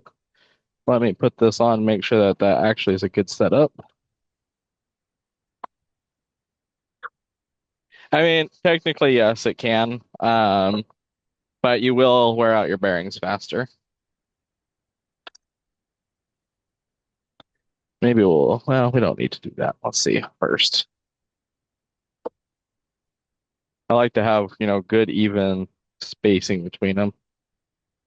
But I don't have another one that's that size. So let's see how now look, you use the 80 grit more, so I always tend to give the 80 grit wheel a little bit more room. Like this one you can see would have a little bit more room there. But honestly, that wouldn't be a bad setup at all right there. And then all you'd need is the end spacer. The beauty of having like the spacer kit is that you can decide if where you want your more space or less space. But And that's pretty then good setup right there. what size spacers were those, Zeke? Let me take them off and check them. Let me grab the tape measure. Do you need one or you got one? I got one. It's over just right over here. All right.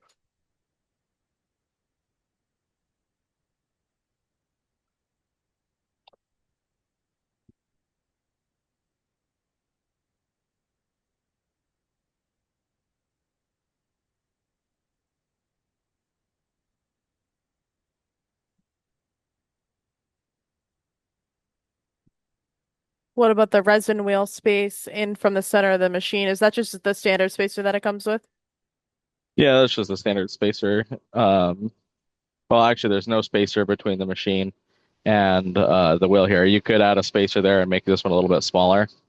That's why I was saying it's nice to have the spacer kit, because if you're like, man, I want more room here, and you don't mind having these ones a little bit closer together, you can change all of that. Because the spacer kit comes with a huge array. But all right, if you're doing two centered wheels and a resin wheel, we got from left to right, we got our first centered wheel. Then we have a 2-inch spacer. Then our next centered wheel.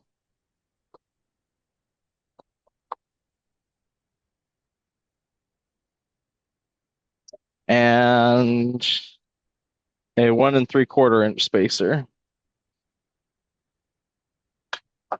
And then you have your resin wheel, and then there's nothing after that.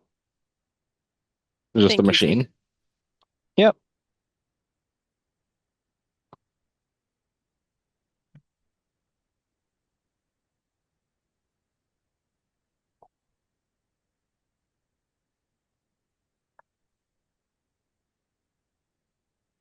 All right, and then let's do two centered wheels and an expanding drum.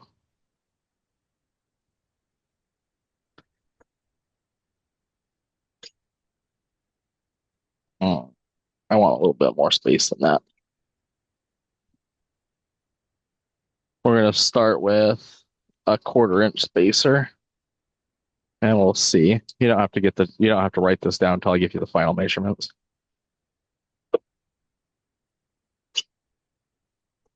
That's better. And then let's go our 1 3/4. Then our next wheel right there. And let me grab that expanding drum for the 6-inch. And that we can probably use one of these longer ones. Let's see how a 2-inch looks. Oh, 2-inch is pretty good.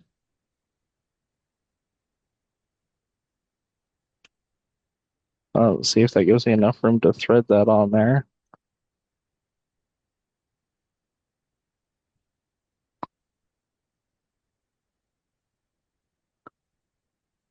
Oh, I like that. That's a good setup right there.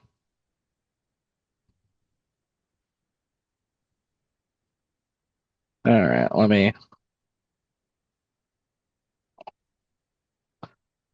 take that off. All right, so from left to right, we got our expanding wheel. Then we have our 2-inch spacer. Then our centered wheel. Then our 1 3/4 inch spacer. Then our next centered wheel. And then a 1/4 inch spacer. Although you could get rid of that 1/4 inch spacer in the space there if you didn't mind it being a little bit closer to the center there. All right. Is there any other combinations that you guys want me to check while I have this here? I Yeah, got the wheels. can you do one centered, one expanding, and one resin?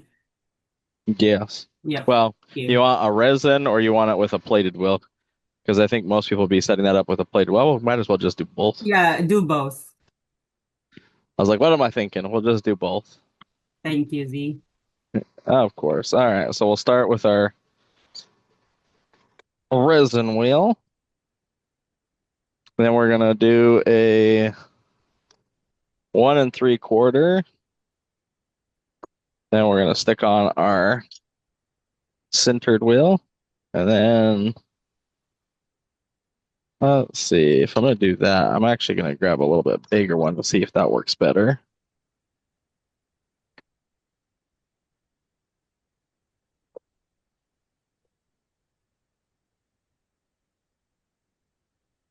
Oh yeah. That's a really good setup right there too. I like that a lot. Let me make sure. Oh, see, you see how that doesn't tighten down? Your wheel just spins there. You'll burn your wheels out. So let me grab, gosh, it's got to be like a 16th of an inch or an eighth of an inch spacer. We'll stick it on the end there and see if that works. Yeah, that's all we need. Perfect. When you guys are installing wheels, it's important to make sure that the nut on the end right here is what's pressing against the wheels. All right, so from left to right on a expanding drum, a centered wheel, and a resin wheel, we have a spacer that is a 16th of an inch. And that is small.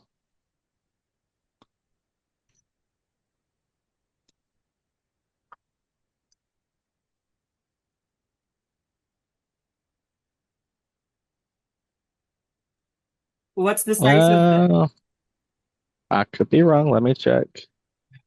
We'll show you guys. It looks smaller than an eighth to me. It looks more like it actually looks like it's a hair over a 16th, but it's not quite to an eighth yet.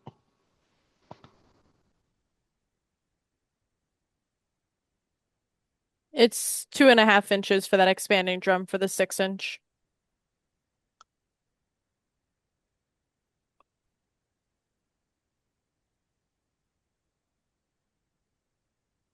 All right. So we had that very tiny one. I can see all of you that are more mechanically inclined are putting in machinist answers there. And then we have our expanding drum. It's going to be the thinnest spacer that we have, so we can just look in the system too. Then we have a one or two and no, I think this one's like 2.36 inch, if I remember right. Yep. Then we have our expanding drum. And then we have our, well, actually, this is probably not a 1 1 3/4. It's probably like a 1 point, if there's like 1.7 or 1.8 somewhere in there, that's what that one's going to be if they're in point inches. you mean centered earlier instead of expanding? This had a centered and an expanding in this setup with a resin wheel. So that's expanding and then the 2.36 and then the centered. Yes. Okay, Yes. you said expanding. And then I would check and see. Oh, okay. I would check and see what the system says that is. It's a tad under 1 3/4. So I'm sure there's some decimal point in there somewhere. Um, that's that close to that size.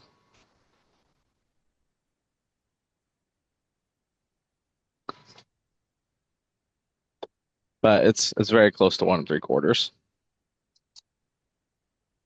All right. Then we'll do our with a plated wheel. Now, one thing to notice on these plated wheels, one side does stick out further than the other. So I always put this side towards the machine because then it gives you a little bit of space. All right, so we'll put on our plated wheel. And then let's try this with a 2 inch spacer. See how that looks. It should be pretty close to the same as that last setup.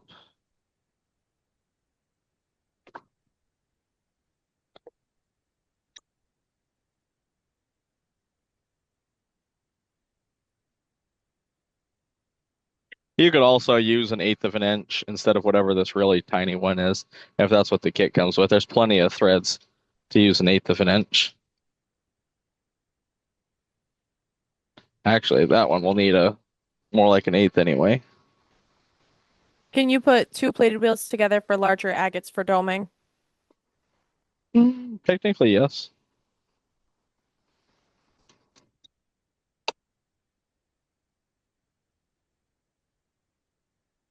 What if they will put their centered first and then they go their expanding drum? Then they just have to rearrange their spacers. Um, All right, I grabbed a 1/4 inch spacer.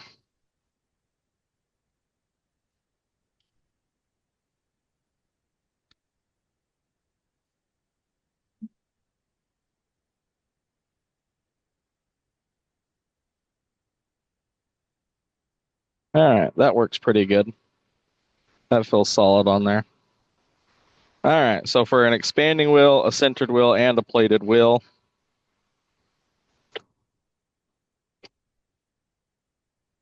we have our nut with our 1/4 inch spacer on there.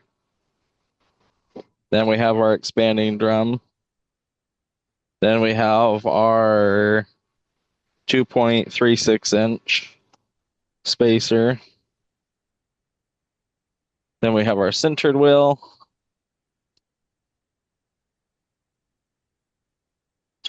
Then we have our 2 inch. And then we have our plated wheel. Thank you. Yep. Is there any other combinations that people need to know while I got this taken apart?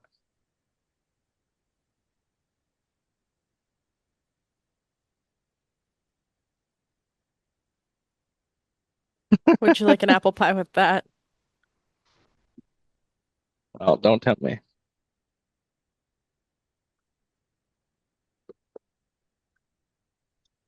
I know. Cat made blueberry loaf. Oh, that sounds good. Yeah, it was very nice. Show the sharpening of the centered wheel. Oh, yeah, we can sharpen one of those centered wheels.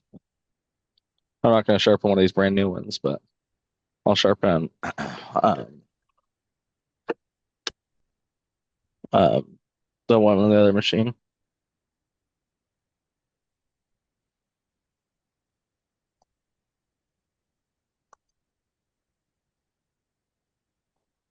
Where'd my 80 grit go? There it is.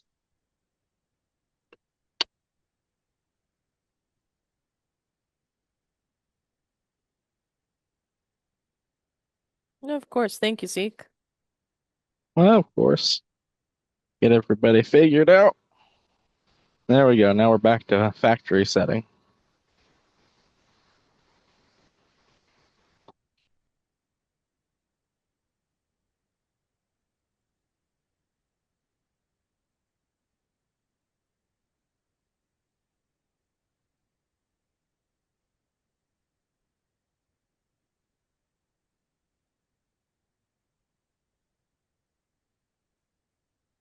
Oh, I lost one. Oh, there it is.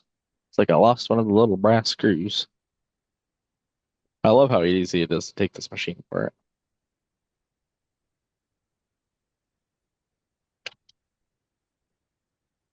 Are you just gonna get the spacer kit, Douglas?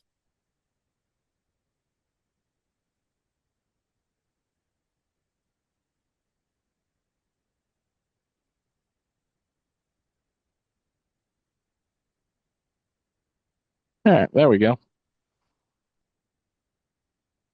I think 97.97 for the whole kit.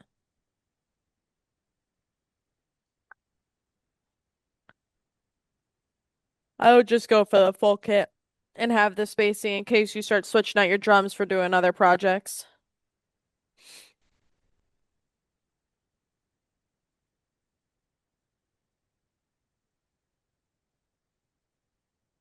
On other brand wheels too, are going to be different thicknesses. Or if you wear one out and need to put one back on as a backup, change your setup. Or if you have any other machines, it's definitely worth it to have. I think I ended up when I had my shop, I ended up with 2 spacer kits because I was using them for so many projects. Or sometimes I would fix up old equipment. Alrighty, team, you just want to get Douglas down for the CB8 spacer kit, please.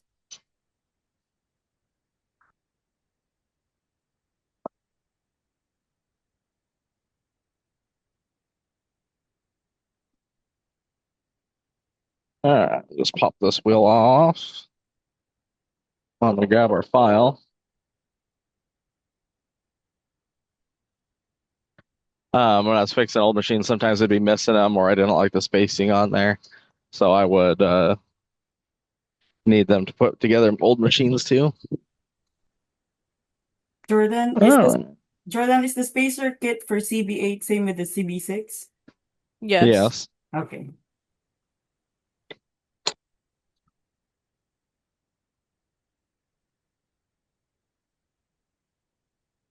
I think we sell the nut. I'm almost positive. Hold on. Let me get the We SKU. do. We do. I You're talking know. I about just have that to. and Yeah, I'm just finding the SKU for it.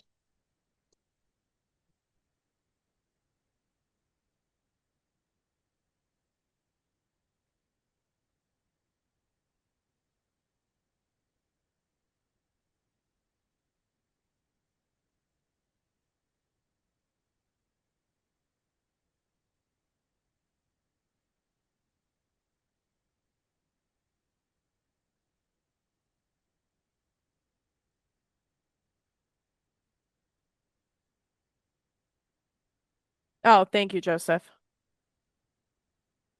How hard do you hit it? pr You. pretty hard. Hitting hard enough to leave serrations across just about the whole face.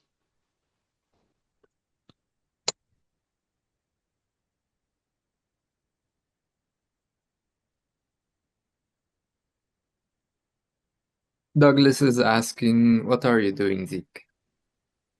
This is a centered wheel, so it's got diamond going through all the way throughout that segment.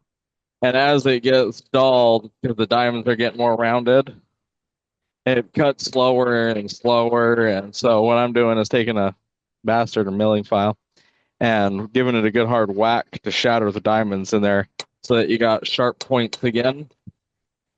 Mm.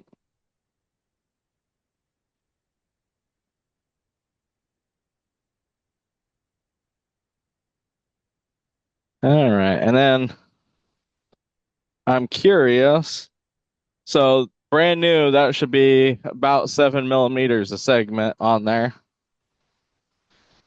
I'm curious how much we've worn off this thing.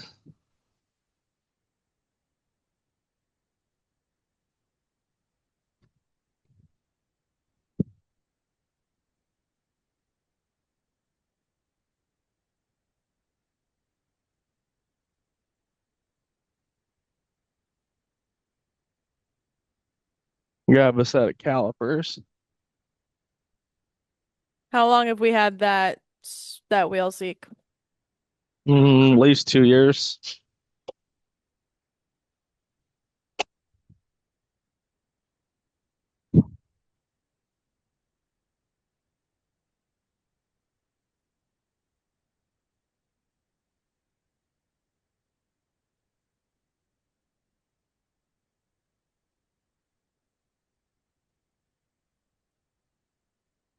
Yeah, they're gonna last forever. Hey, Anthony, how's it going?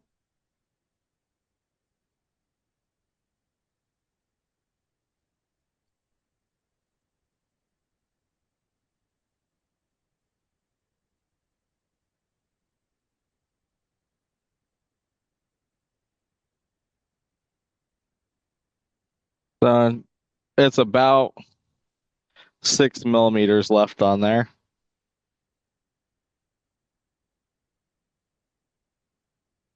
So in 2 years, I've taken about 1/7 of the life off of this thing.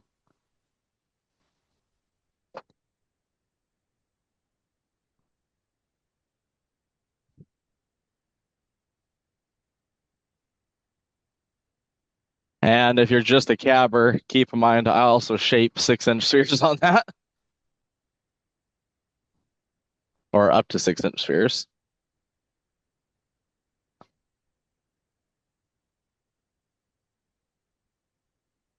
She does have a pile of hexagons. 1/7 in 2 years. That's more like 14 years. Um, and which is aligns perfectly with what I've heard. So the only people I've ever known that have worn any out have all told me It takes 10 to 15 years to wear one of these out. If you're using, pretty regular use. So that aligns up with about perfect with where I'm at. Yeah, they are a great investment because you figure in 2 years, I probably would have gone through 4 plated wheels. How much, how much does 4 plated wheels cost versus one 8-inch centered wheel? For a 6-inch machine. Do it for an 8-inch because we have the comparable there. I mean, it's going to be about the same conversion. I think the plated wheels are going to be a little bit more because I think you're going to be about a little over 400, like 440 for the plated, and I think you're going to be 349 for the centered. So in 1/7 the lifespan, with already are doing better.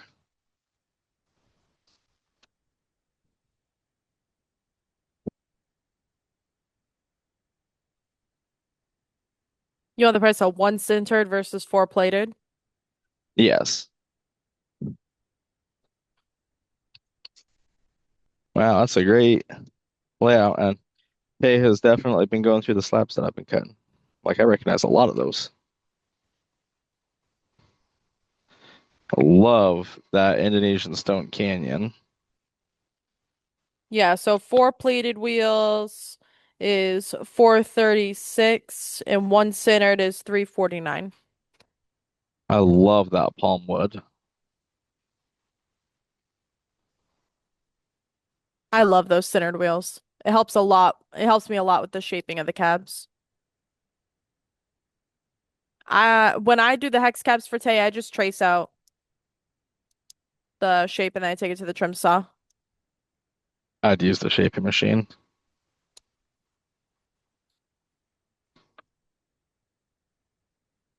Great baguette. Yeah. I was looking to see if it was done with the shape machine, but I can't tell because it's been ground on already. Ooh, vertigo.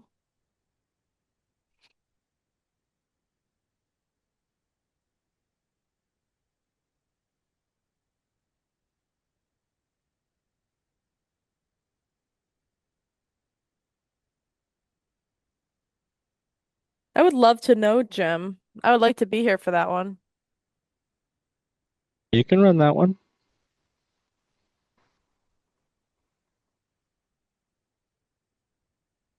Oh, that's off my first piece of green tree that I ever cabbed.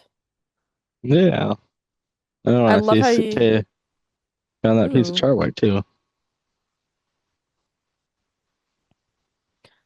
Oh, Zeke and I have to build that out. Zeke, we need to do that tonight. What? The bill of materials for installing like the end plate on like a CB6 and a CB8 with skews. Well, I don't know about skews, but Well, if you give me what they need, I can get the skews. I'm not asking you for skews. all you need is this backer plate right here. Your diamond lap, which would replace the felt, or if you can order it without felt, you don't need the felt. Then you need the INT flange and either the left hand or right hand screw, not skew. All right, I wrote it down. So I don't know the part numbers, but that's all you need to put it together. Yeah, I'll get the skews. All right, let's go look at. I know the 24 is done. Sounds like 16 is done too.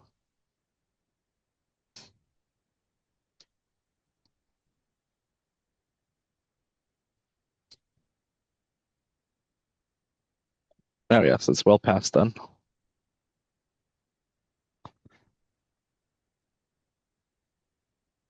Come on, it'll focus.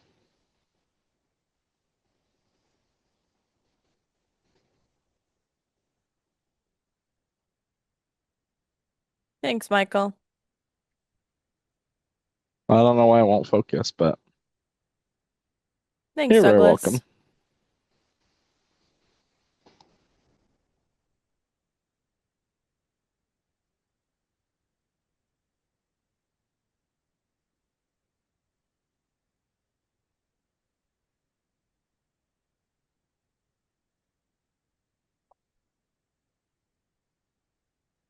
I'm pretty sure it's for both.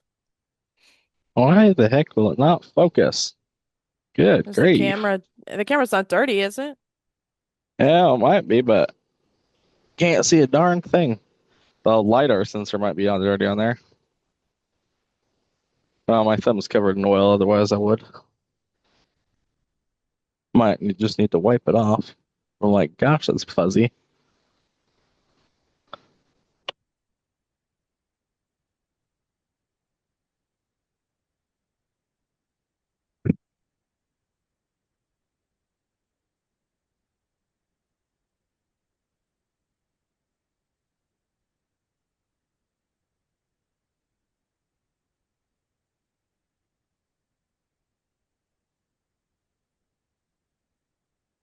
You don't need the flange because it already comes on the machine.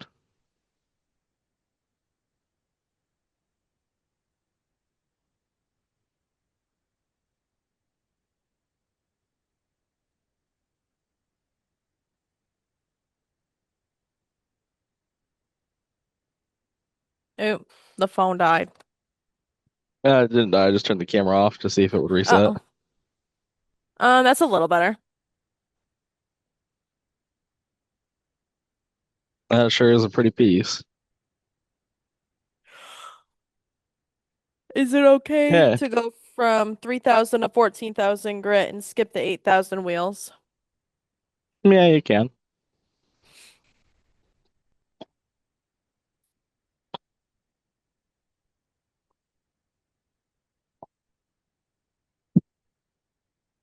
No, that night it was a Wi-Fi issue.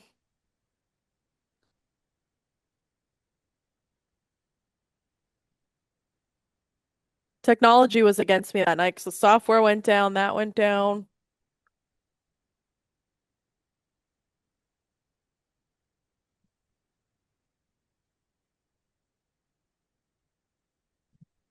Yep, toe on the table.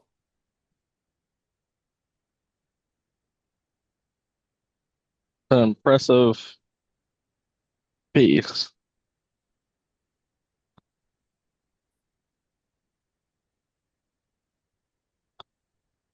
The flange holds the lap on.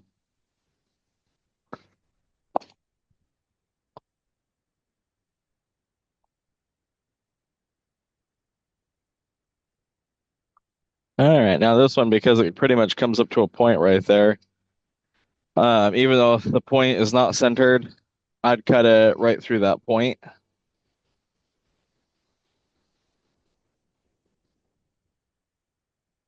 That is a This is a 24-inch saw with a notched trim blade.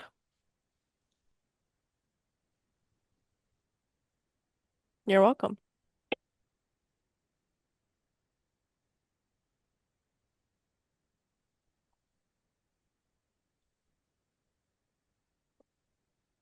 So the cat machines don't come with sintered wheels on them, they just come with plated.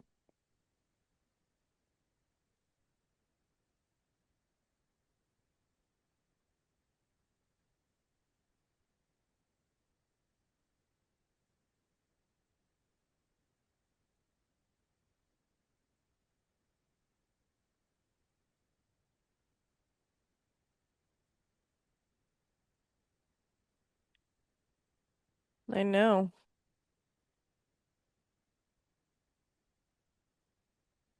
I've been so happy to be down here cutting Zeke. well, that's good.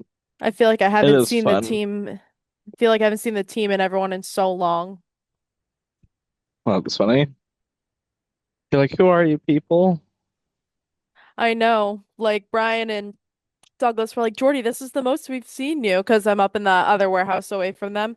And the new hires are like, you see her every day. And I'm like, this is special circumstances, you guys. That's so funny. They're like, we don't get it. Yeah. All right.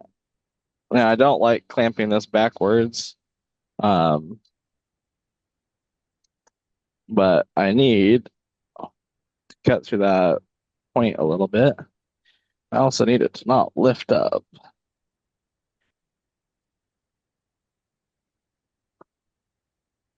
And it's doing exactly what I don't want it to do.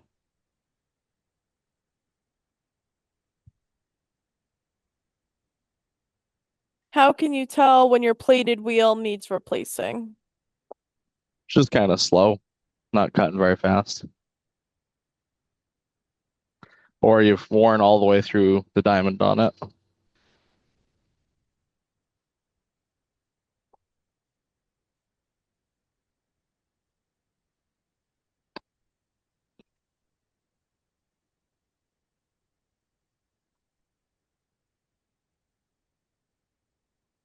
I prefer to cut it this way because then it can sit right up against the back vice jaw. But I'd have to stick it in way too far to be able to actually clamp it. So we're kind of stuck cutting it this way.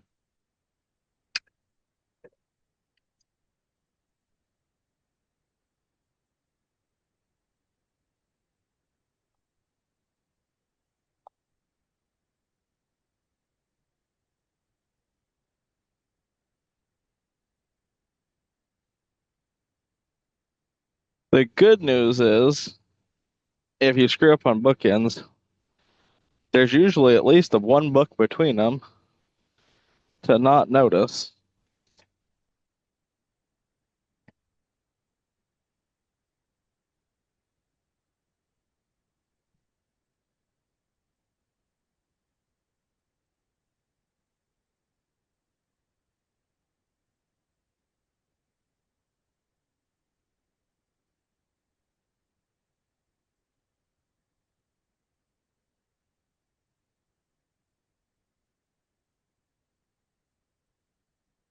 That's pretty square in there. It's not perfect, but it's pretty darn close.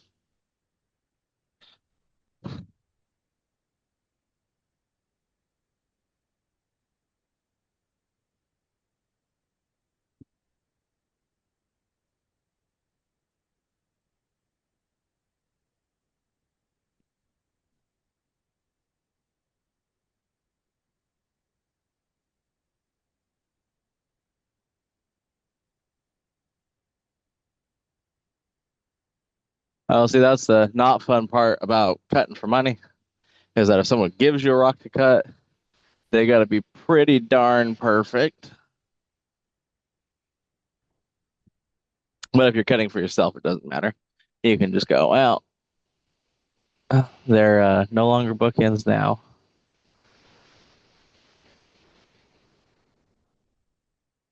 I'll show you guys one of the other tricks that I used to do all the time as a kid. Um, to check these. This is a great way to do this. Let's see. We got a square edge.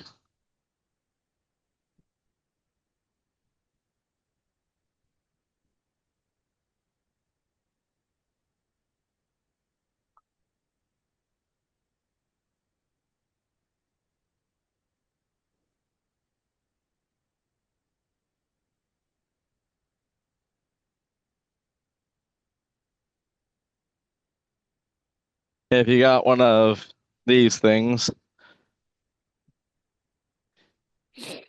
uh, well, a lot of people call it a square or a square edge. I'm sure it has a better technical name than that. But one thing you can do is hold it flat against the blade and get an idea where your blade's going to come through. Although this only works if the thing is pretty flat. But it can help you give a visual of like, all right, where is that going to come through the rock? And according to this, it's about perfect where I want it to go. But again, it only works if yours is flat. If it's got a bend or a warp to it, then it's not going to help you too much. Oh, Abe. All right. I think Tay will like this bookend set. You think? Well, actually, I already know Tay's going to like it, but framing square, there we go. See, knew I had a better name.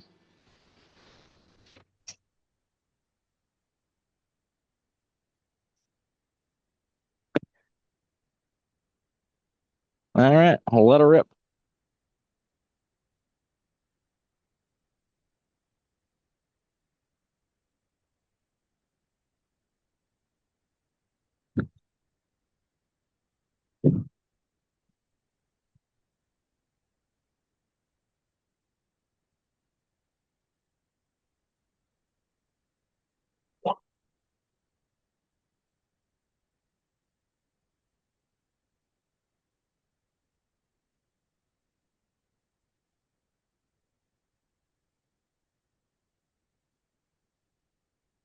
right, let's finish this set right here.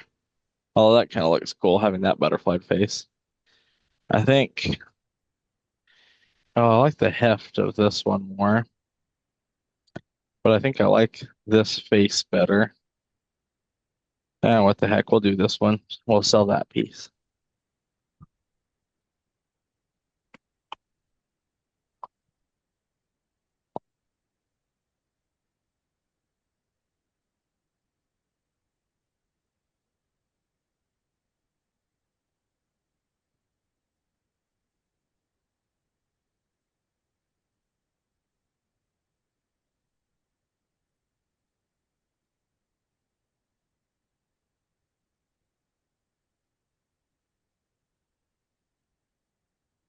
I love the red moss.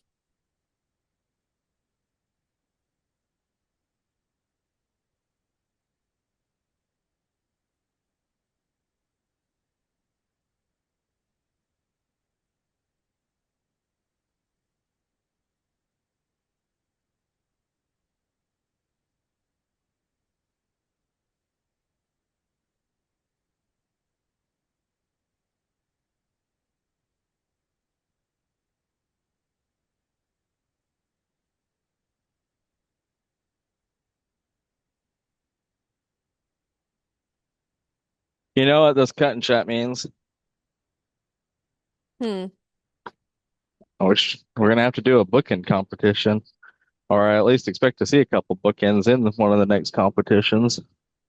Oh,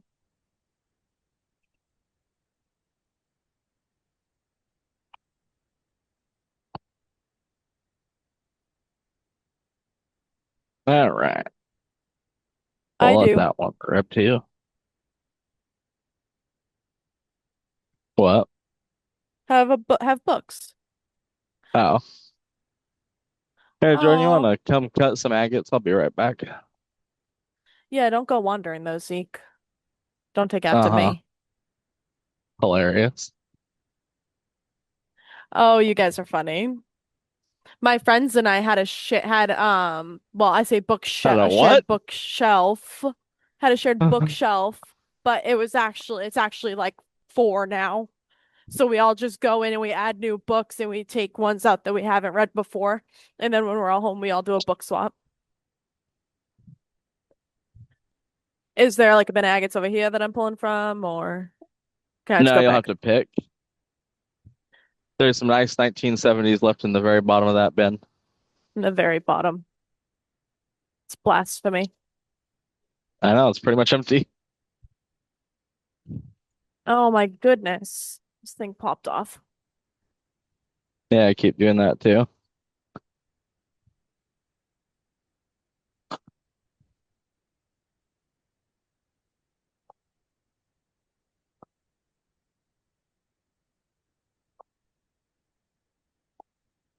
Alrighty.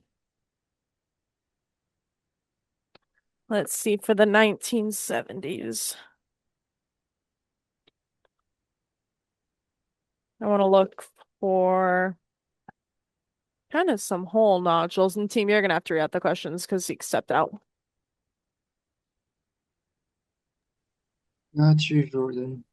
Thank you. Let's see, that's the mostly whole one.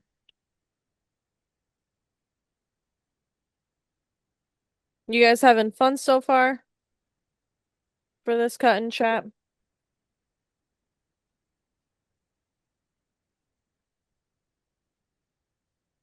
I think Zeke's doing a good job teaching you guys.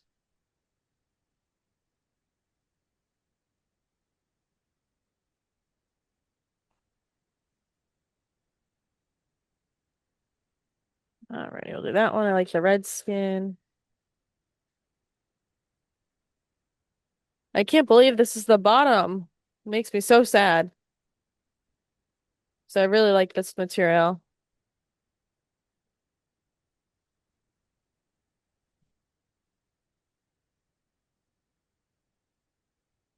Skin on that one.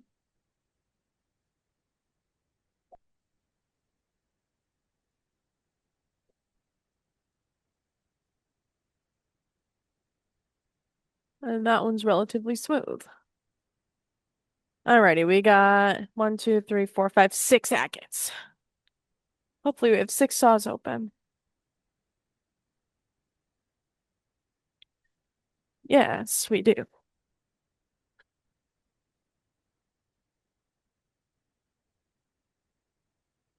Alrighty. I'm gonna go put these agates on the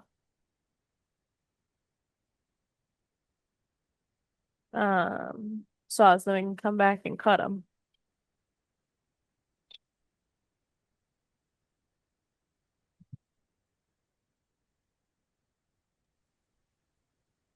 Robin was asking, is that the last of 1970s, Jordan? I'm not sure. I think of that small grade, I think so.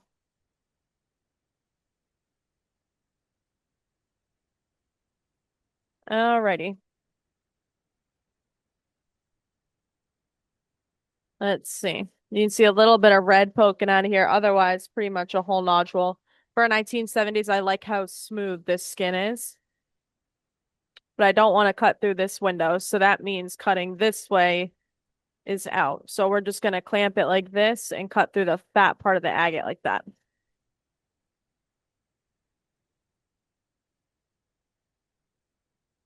We do sell, we usually end up doing some tote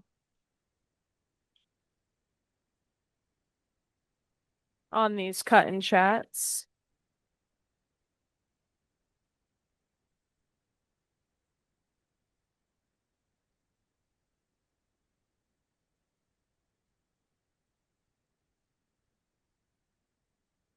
The big thing about clamping is um making sure your rock's tight enough. Cher is saying, can you do one on trim saw? Yeah, we can do it on the trim saw. And so the main thing about the 1970s agates is they are notorious for having fractures. So if you cut one and it has fractures in it, don't be discouraged because that is what they are known for. That's actually why I like them so much. Is because they're known for being imperfect.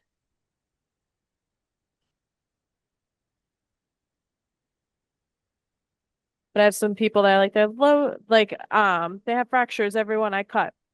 It's just how they are. Alrighty, that one is good to go. Start it up. This one, Zeke is probably wanting to slab the rest of this piece up, but it's been sitting in here, so we're gonna take it out if I can.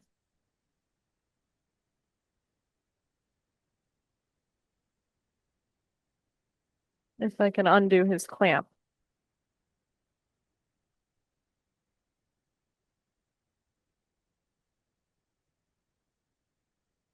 Perfect.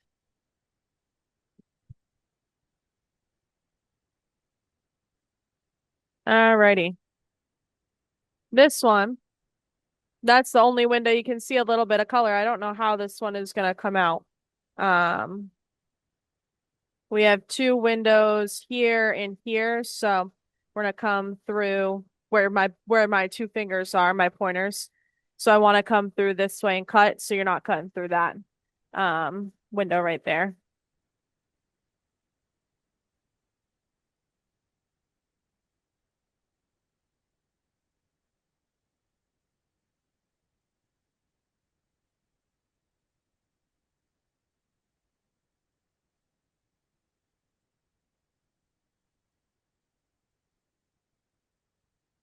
And I always try to hold the rock in place no matter what size saw I'm clamping on because I don't want to lose where I'm cutting or where I want to clamp. Like if you see me, I usually when I'm clamping a rock, like in the bigger saws, I'm holding it here and I'm clamping down and doing everything with my right hand. That way I don't like hang below the vise or anything, or if it's a directional material that I'm still staying with the pattern that I want. So this one, bring it over.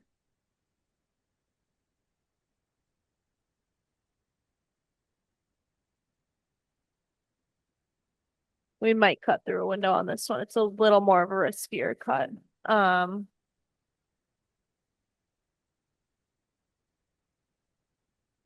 we'll see. We're gonna try it. Alrighty. Moving on to this one. This is one you can see a little bit of red poking out here and a little red over here. So you got your windows here where my pointer and my thumb is. So I'm tempted to take this one and come right through there between those two. Does it make sense the way I'm kind of explaining how we're gonna cut these agates? Hopefully it's helpful to you guys to see that. And the reason you don't want to cut through like windows and whatnot is it devalues the agate. So if you're cutting for agate collectors or you're wanting to start to cut to get involved with selling to high-end agate collectors, cutting the first step is to not get or is to get familiar with not cutting through those kinds of things and looking for fractures and all that kind of stuff.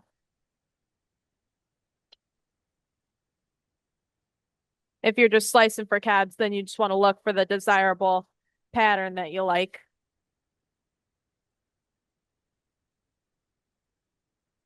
And then the biggest thing always for cutting agates and just in general, for being on a slab saw is you want to have always 3 points of contact. So when we say 3 points of contact, it's with the rock and your vise. So normally on one side, I try to find a flat side, of the rock. And then the other one, so it's kind of like a triangle. So I have my 2 points of contact on this side and 1 point of contact this way. That way your rock can't budge. If you only have 1 point of contact here and 1 point of contact here, it's gonna teeter and then you risk your rock slipping, which is not something you want. That one's good to go. And you always want to check your clamp. Like that one's not going anywhere. Lift it up, lift it down. And then we check the blade like this to make sure when you start your saw, you're not starting it with the blade touching your rock.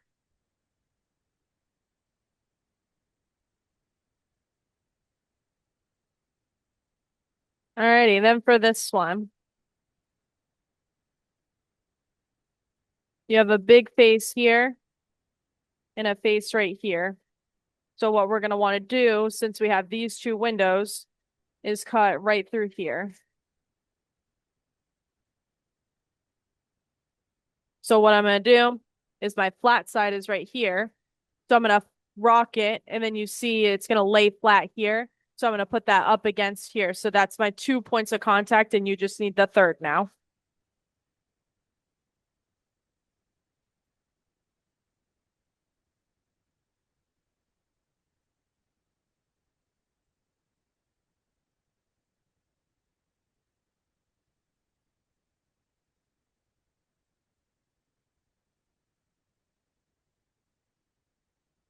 This is all stuff I just learned from watching Zeke, John, and Tay and Sherman cutting agates, and I've watched a couple videos on YouTube. There's a cut and chat they did with John in the lab here about agates and reading agates, and it's really good to kind of learn that information because a lot of people kind of generally start out just slabbing rock, and then people kind of get into cutting the agate specimens, and it's a really fun thing and addicting thing to get into because I love seeing what you can pull out of the saw once you're done.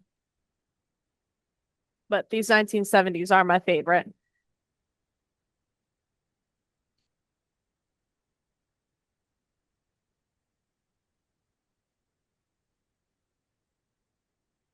That's not going anywhere. Move it over.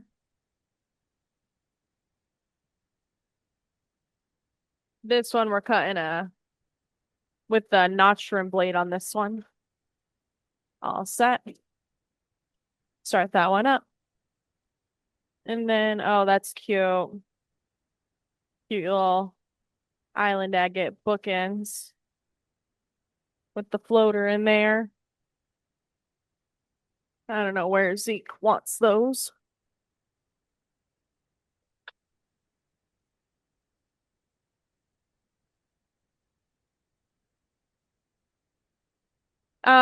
Zeke needs to change the oil actually soon.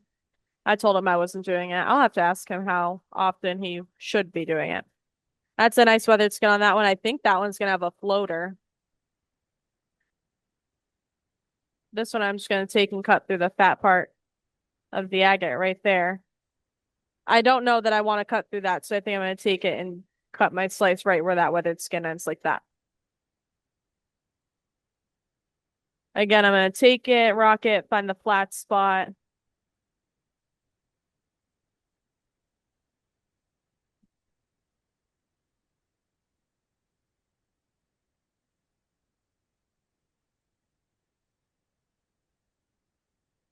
Get your 3 points of contact.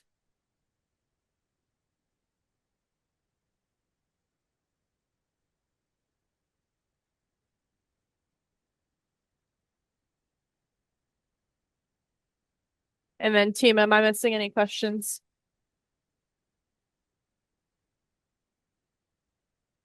I'm trying to catch them as they come in. All right, that one's good. From Michael Purcell, he ordered that vice you are using. Were bolts supposed to come with it? I'm not sure. Team, you want to mark that down? We can look into that with Zeke and John. All righty. Now we're coming over to our HT10 in stainless steel. We actually have this saw in stock right now. The lab looks so good when we have these stainless steel saws in here. I don't know.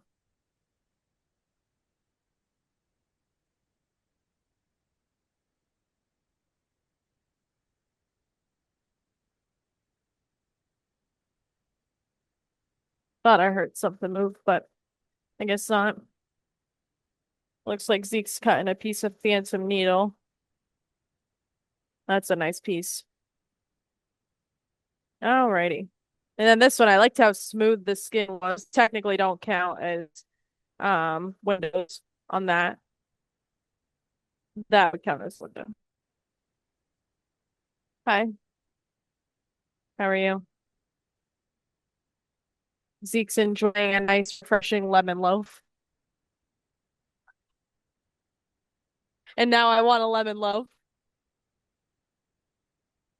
The vice ones are so nice. I'm kind of wanting to go that way on that. We'll see how that goes.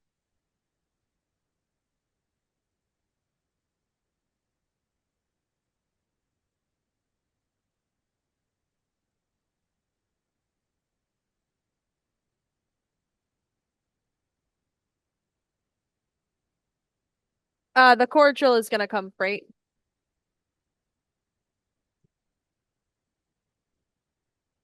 That machine Yeah, is over 1,000 pounds.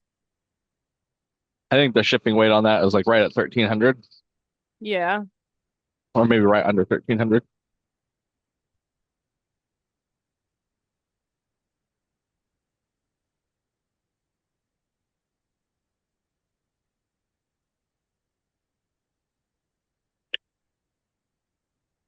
Cut another 1970s. I think you got Yeah. to get that one out of sticking out a little bit more. I know. I'm not used to the vise on this thing. I've only used this is only my second time using this saw. Mm, I do like that little saw. One of the things I'll do on that saw eventually is take the boards out and drill new holes in them, maybe a half inch or so over, so that the wood sticks out a little bit more, so you can get a little bit closer to the blade. I know. That's why This saw you also want to be careful of mounting it too high because you might overshoot the height of the blade. You can mount it so it's just barely above the deck here. Oh yeah. Yeah, I'm good on that one. This saw is kind of the one that gave me the idea of having a dummy vise where you can't go below the flange because you can't actually clamp a rock below the flange on this one. because that plate goes over the top of the bearings.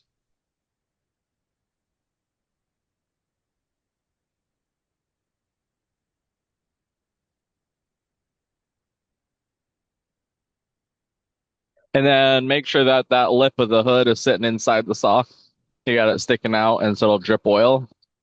Oh, that's smart. See? Another lesson learned the hard way. Yeah.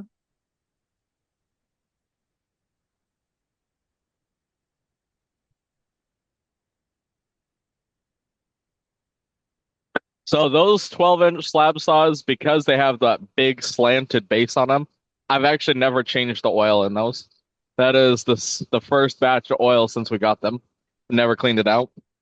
It Ooh. holds so much that honestly, I could probably keep cutting for another few months before it absolutely had to be changed. My goal is to not change the oil on those until we have the mini Evercleans. So I'm hoping that it outlasts. You got some nice agates to show. Yeah, that first one was pretty good. That one's all right. Teasing us. They'll learn from the best. That's so funny. I It love is the also 1970s. um been long enough that we could drill those ones that we plastered. Oh, my Lanta. They're like But little candy. They're like little candies. oh, I thought you owe my Lansing like something was wrong. No, isn't that cool? Oh man, that's a killer little agate. I don't know, they wouldn't want to see that.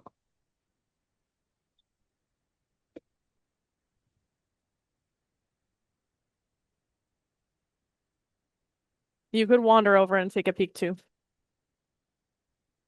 It is kind of funny to watch. I'm like, earthquake.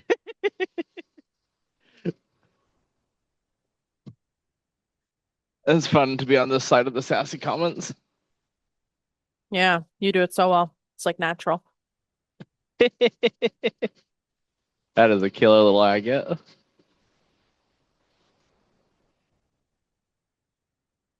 This was a pretty good run, I'd say. This one was all right.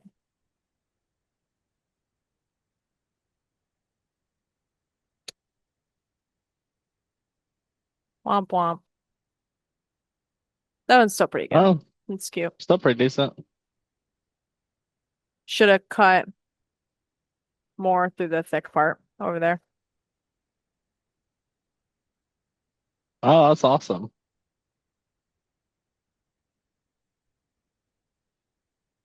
I did bring down, I mean, I was gonna show it Saturday, but I did bring down a little bin of the Supreme. If you guys want to dig through that, the 1970s.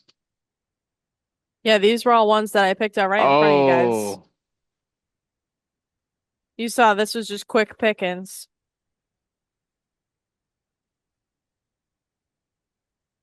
that is nice.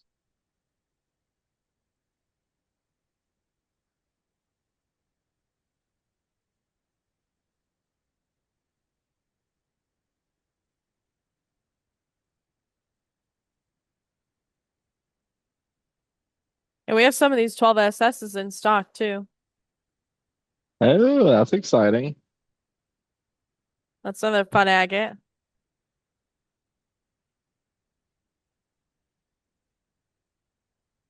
Looks like it's wanting to have shadow in there.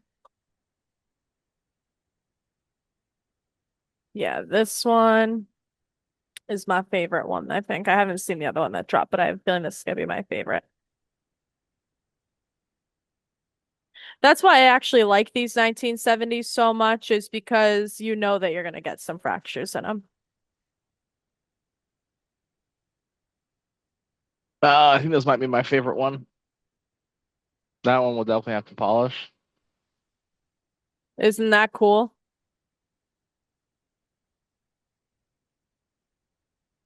That's a great agate. And then I think we have one more.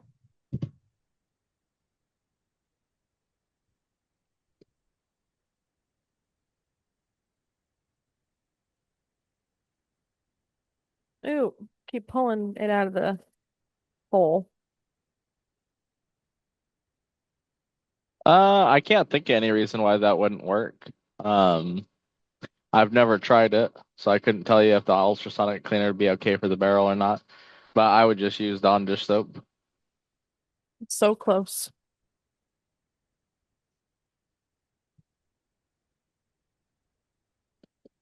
You can get a bigger vise, yes, for the HT12 and HT14 than you can the Model 12.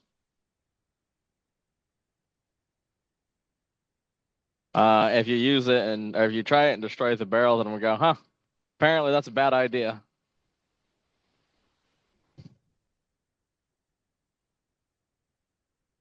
That's my favorite agate that we've cut. I love see, I told you guys when we were cutting it, that's gonna have a floater in it. Wow. I love that color combo. And I like on that hat that you have the little kind of like puffy eyes over there. The floater is where you get the banding, and then you have quartz, and then you have banding again, where it's like floating in there. That is a pretty crazy good one. Yeah, I can't stop oohing and on at that one for sure. Yeah, I'd put more than that on it. That's a really good one. You know when an agate looks like it wants to have shadow? Yeah, it's like right on the edge. I know. I'm like, oh, come on. Just a little bit. But it's pretty symmetrical too, which I like. This one's almost done.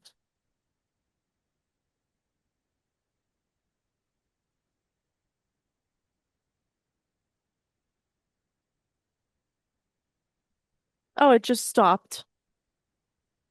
Chain not long enough. Of course, on the little saws. Let me get it. That's funny.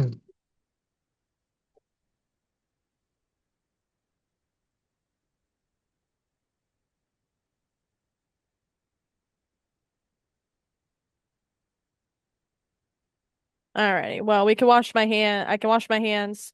Um, and we can um go do some tote. What do we want to do some tote out of? Oh, probably want to do 1970s now. Or Oh, well, green yeah. moss. I know plenty of people said Turkish stick. Is that it of that grade of the 1970s? There might be a little bit more upstairs. I brought down a really killer bin that I was gonna have the team wad up. I want to save a like maybe one or two out of there to cut. Well, that day is coming sooner and sooner. I know.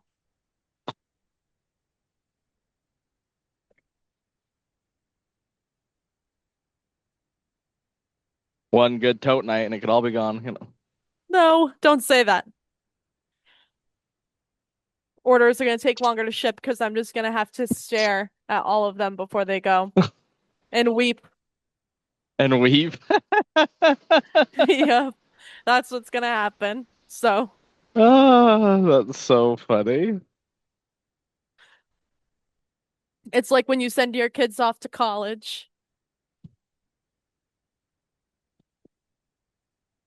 Is it done now that I wash my hands? Of course it is. I'll say probably.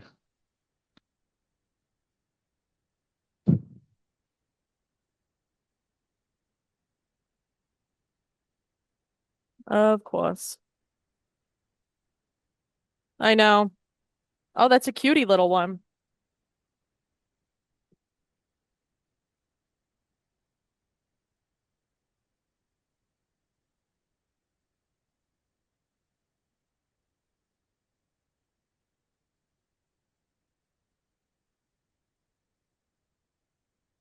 That's another banger. Look at the floater in that. We've hit some killer floaters tonight, you guys.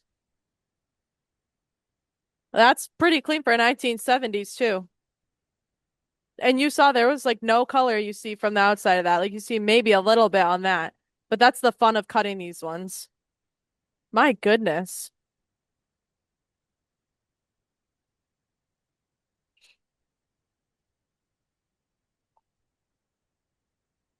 That was a ton of fun with you guys. Thank you, Zeke, for demonstrating the whatchamacallit, the bookends. We'll see you guys Bookends. tomorrow. Bookends.